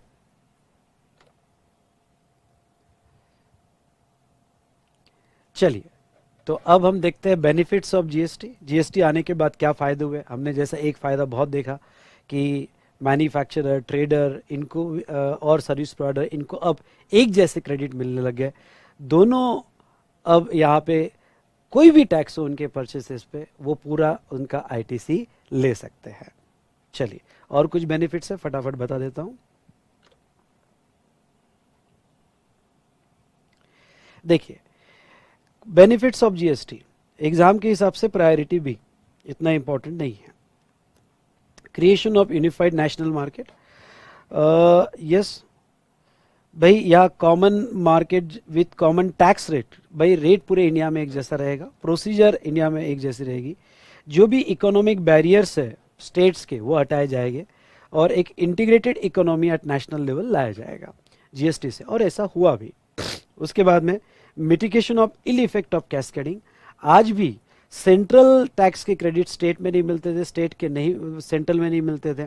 ओके, तो यहाँ पे सेंट्रल और स्टेट टैक्सेस को एक सिंगल टैक्स कोड में लाया गया अक्रॉस द वैल्यू चेन। और जो कैस्केडिंग इफेक्ट हो रहे थे, मतलब एक सर्विस प्रोवाइडर के लिए वैट ऐड हो रहा था, अगर आपको याद होगा तो ट्रेडर के लिए एक्साइज और सर्विस टैक्स ऐड हो रहा था, वो सब खत्म कर दिए गए। एक कॉम्पिटिटिव मार्केट लाया गया और बिजनेस की लिक्विडिटी बढ़ाई गई। उसके बाद में elimination of multiple taxes and double taxation. जैसे पहले क्या होता था, पहले यहाँ पे वैट कैलकुलेट करने के लिए एक्साइज ऐड होता था, आपको याद होगा, तो एक्साइज ऐड करके वैट लगाया जाता था, डबल टैक्सेशन थे। और इतने सारे मल्टीपल टैक्सेस थे, excise, VAT, local body tax and internet tax, और ऐसे 17 टैक्सेस थे, वो सब ओके गुड्स और सर्विसेज के हटाए गए और एक सिंगल कोड में लाया गया, और वो था GST. Make in India initiative, हाँ, गवर्नमेंट का एक जो बहुत बड़ा इनिशिएटिव था, स्पेशली बीजेपी गवर्नमेंट का, मेक इन इंडिया, जिसके ऊपर इन्होंने बहुत ज़्यादा वर्क किया। तो ये इनिशिएटिव को जीएसटी ने बहुत बूस्ट किया, क्योंकि फॉरेन इंडस्ट्री इंडिया में आने के लिए रेडी नहीं थी। क्यों? क्योंकि हर स्टेट के वैट लॉ कंप्लायंसेस बहुत अलग अलग थे, और उनको एक कॉमन प्लेटफॉर्म चाहिए था कंप्लायंस का, जो जीएसटी ने लाया। ओके, तो इस तरह से मेक इन इंडिया इनिशिएटिव को भी बूस्ट मिला। Okay, buoyancy of government revenue, GST आने से गवर्नमेंट का रेवेन्यू बढ़ना ही था। वो बात अलग है कि जीएसटी इनिशियल स्टेज पे प्रॉपरली इंप्लीमेंट नहीं किया गया, और प्रॉपर अच्छी ढंग से इंप्लीमेंट न करने की वजह से गवर्नमेंट का रेवेन्यू हैम्पर हुआ। लेकिन सच कहूँ तो अब यहाँ पे जो पहले क्रेडिट न मिलने की वजह से फेक इनवॉइस बनते थे, ओके, जो पहले क्रेडिट न मिलने की वजह से फेक इनवॉइस बनते थे, ओके भाई, डमी इनवॉइस या फिर विदाउट बिल काम चलता था, अब नहीं। अब हर स्टेज पे इनवॉइस मांगा जाएगा, और ओवरऑल रेवेन्यू गवर्नमेंट का डेफिनेटली बढ़ेगा। ओके, जीएसटी आने से, और ऐसा हो रहा है, अब उसके इम्पैक्ट समझ में आ रहे हैं, अब ऐसा हो रहा है। ओके, चलिए, ये कुछ मेन रेवेन्यू देखा। बिजनेस सेक्टर को क्या बेनिफिट्स मिले, तो बिजनेस सेक्टर को benefit, easy in compliance process. अब क्या है, आपको एक्साइज, वैट और इसके वगैरह सबके अलग अलग कंप्लायंस नहीं करने पड़ेंगे। अब आपको सिर्फ common compliance on common portal, बहुत इजी हो गया, बिजनेस कंप्लायंसेस इजी हो गए। ओके, आपको डिसीजन स्पीडी हो गए। ओके, पहले क्या होता था कि नहीं यार, इसके ऊपर तो एक्साइज भी लग जाएगा, वैट भी लग जाएगा, वैट का क्रेडिट नहीं मिलेगा, कॉस्ट बढ़ जाएगी, रुक, ये गुड्स ले या ये गुड्स ले, यहाँ पे बिना वैट वाला ले या वैट कम वाला ले, इसमें डिसीजन में बहुत टाइम जाता था। लेकिन अब नहीं है, अब तुम कुछ भी खरीदो क्रेडिट मिलने वाला है, इसलिए आपका जीएसटी में अब डिसीजन में टाइम नहीं जाएगा। उसके बाद में टैक्स एडमिनिस्ट्रेशन, टैक्स कंप्लायंसेस, उसमें भी बहुत टाइम जाता था, अब नहीं जाएगा। मोड, ये बात अलग है कि लॉ अभी तक सेटल नहीं हुआ, इसलिए जीएसटी से लोग परेशान है, पर जैसे जैसे सेटल होगा। ई इनवॉइस क्या है बेटा, ओके, अब तो आपको खुद के भी इनवॉइस बनाना नहीं है, फ्यूचर में आपको पोर्टल से ई इनवॉइस बनाना है, उसके बेस पे ही आपका GSTR 1 बन जाएगा, उसके बेस पे ही आपका 3B बन जाएगा, EV बिल बन जाएगा। कंप्लायंसेस बहुत ईजी होते जा रहे हैं, मोर ट्रांसपेरेंसी एंड अकाउंटेबिलिटी बढ़ रही है। ओके, ट्रांजेक्शन्स, क्योंकि अब आपके ट्रांजैक्शन इलेक्ट्रॉनिकली कैप्चर हो रहे हैं, इलेक्ट्रॉनिकली कैप्चर हो रहे हैं, तो ट्रांसपेरेंसी बढ़ती है। Okay, harmonise law procedure rate of tax, okay, reduce compliance cost आपकी बहुत कम कर दी। पहले एक्साइज के रिकॉर्ड्स अलग, वैट के रिकॉर्ड्स अलग, अलग अलग लॉ में अलग अलग रिकॉर्ड्स मेंटेन करने पड़ते थे। ओके, रिकॉर्ड्स कीपिंग अलग करनी पड़ती थी। अब आपको अलग अलग लॉ में अलग अलग रिकॉर्ड कीपिंग करने की जरूरत नहीं है, आप कॉमन ये कर सकते हो। उसके बाद में मैन्युफैक्चरर और एक्सपोर्टर को भी क्या गेन हुआ, majority of central and state taxes are subsidy in GST with full set of input goods and services, complete phase out the central sales tax would reduce the cost locally manufactured goods. मतलब क्या, यहाँ पे सबके credits allow करने की वजह से cost कम हुई मैन्युफैक्चरिंग सेक्टर की। Okay, will increase competitive in Indian goods, cost कम होने की वजह से हम बाहर भी गुड्स ले जा सके, कॉम्पिटेटिव प्राइस पे हम ले जा सके। और कंज्यूमर को तो बहुत फायदे हुए, क्योंकि प्राइस कम होना मतलब ही कंज्यूमर को फायदा होना। ओके, तो ये आप रीड कर सकते हो। तो ये सारे बेनिफिट्स ओके जीएसटी की बात हुए, इतने याद रखने की जरूरत नहीं है, 4-5 बेनिफिट्स याद रख लेना एग्जाम पर्पस के लिए, और यहाँ पे डिस्कशन को यहाँ पे आपको एंड करना है। तो चलिए, तो ये हमने देखा what are the benefits available for GST. मैं पहले ही कह रहा हूं, ये कोर्स में यहां पे वो कंसेप्ट जो बहुत जरूरी है यहां डिटेल में डिस्कस करना, वहां बहुत डिटेल में जाएंगे। जहां मॉडरेट डिस्कशन करना है वहां मॉडरेट डिस्कशन करेंगे, और जो मुझे लगता है कि आप भी रीड कर सकते हो वहां मैं जैसे आपको समझा दूंगा आप भी रीड कर पाओगे। ठीक है, तो ये हमने देखा बेनिफिट्स ऑफ जीएसटी। चलिए दोस्तों, तो आपके कोई डाउट्स? हाँ एक सवाल आपका आ सकता है, और ये सवाल ये आ सकता है कि सर पर जीएसटी में आज भी सीजीएसटी का क्रेडिट सीजीएसटी में और एसजीएसटी का क्रेडिट एसजीएसटी में, आज भी तो सेंट्रल का सेंट्रल में और स्टेट का स्टेट में है। हाँ मैं मानता हूं, पर पहले जैसा नहीं रहा। ऐसे कैसे सर, पहले जैसा नहीं रहा? इसका आंसर सुनने के लिए हम देखेंगे ब्रेक के बाद। ठीक है,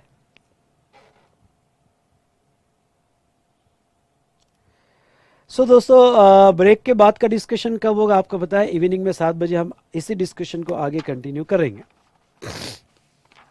ठीक है, आई होप आज का सेशन आपको अच्छा लगा होगा, मजा आया आज के सेशन में। जितने भी स्टूडेंट्स कनेक्टेड हो बताइए, स्पीड ओके है बेटा, अच्छे से समझ में आ रहा है आपको?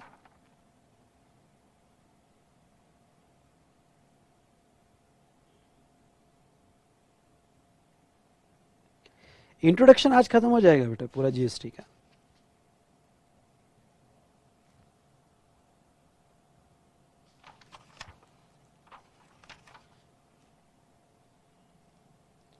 यस बताइए बेटा।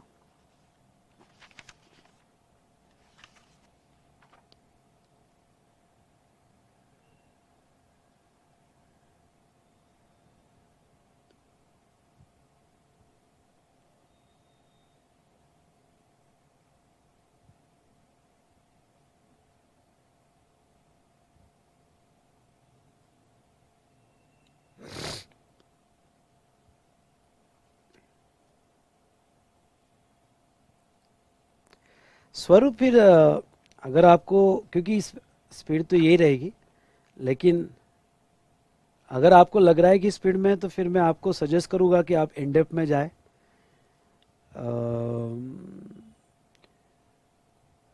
मैं आपको अगर चाहो तो आप, मैं कन्वर्ट कर देता हूं आपको।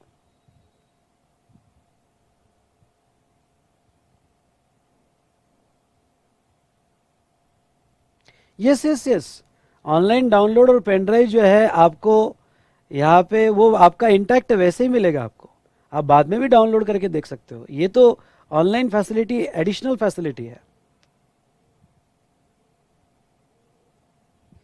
मुकेश इसका आंसर मैं बाद में दूंगा आपको जब हम सप्लाई चैप्टर देखेंगे।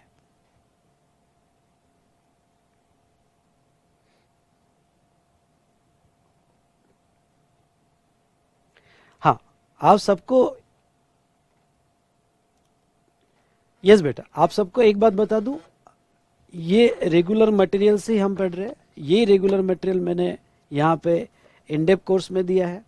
बस इतना है कि यहाँ मैंने आपको पहले ही बता दिया कि हिस्ट्री में, रिवीजन में, और यहाँ जहाँ तक देखा जाए तो मैं क्वेश्चन है कि क्वेश्चंस जो है वो इन डेप्थ रेगुलर कोर्स में वो भी ले लेता हूँ, पर आपको यहाँ पे कुछ चीज़ें घर पे करनी पड़ेगी। जैसे स्क्रीन पे जो मैं यहाँ पे चार्ट देने वाला हूँ वो आपको ड्रॉ करने हैं, ये सारी चीज़ें आपको करनी है। कंसेप्ट क्लैरिटी में प्रोविजंस, एक्ट की प्रोविजंस पे कहीं पे भी कमी नहीं होगी, हम पूरा डिस्कस करेंगे। पर ये कोर्स में रिपीटेशन ज़्यादा नहीं होगा, ये सोच के चलो। आपकी डिस्कशन पूरा होगा, पर आपकी ग्रास्पिंग जो है मेरे साथ मेंटेन करनी पड़ेगी, आपकी फ्रीक्वेंसी आपको मेरे साथ मेंटेन करनी पड़ेगी, ठीक है। पर I will try my best कि आप ये जो अभी की स्पीड है यही कंटिन्यू रहेगी। ओके, इससे मैं मतलब आपको इतना सेटिस्फैक्शन दूंगा कि यस 40 दिन में भी अच्छा कोर्स बन सकता है।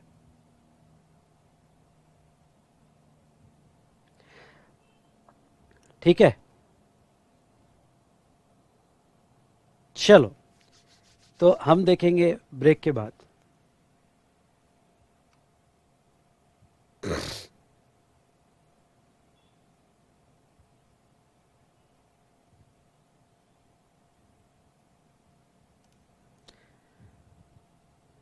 हमारा सेशन अब इवनिंग में होगा बेटा, 7 बजे।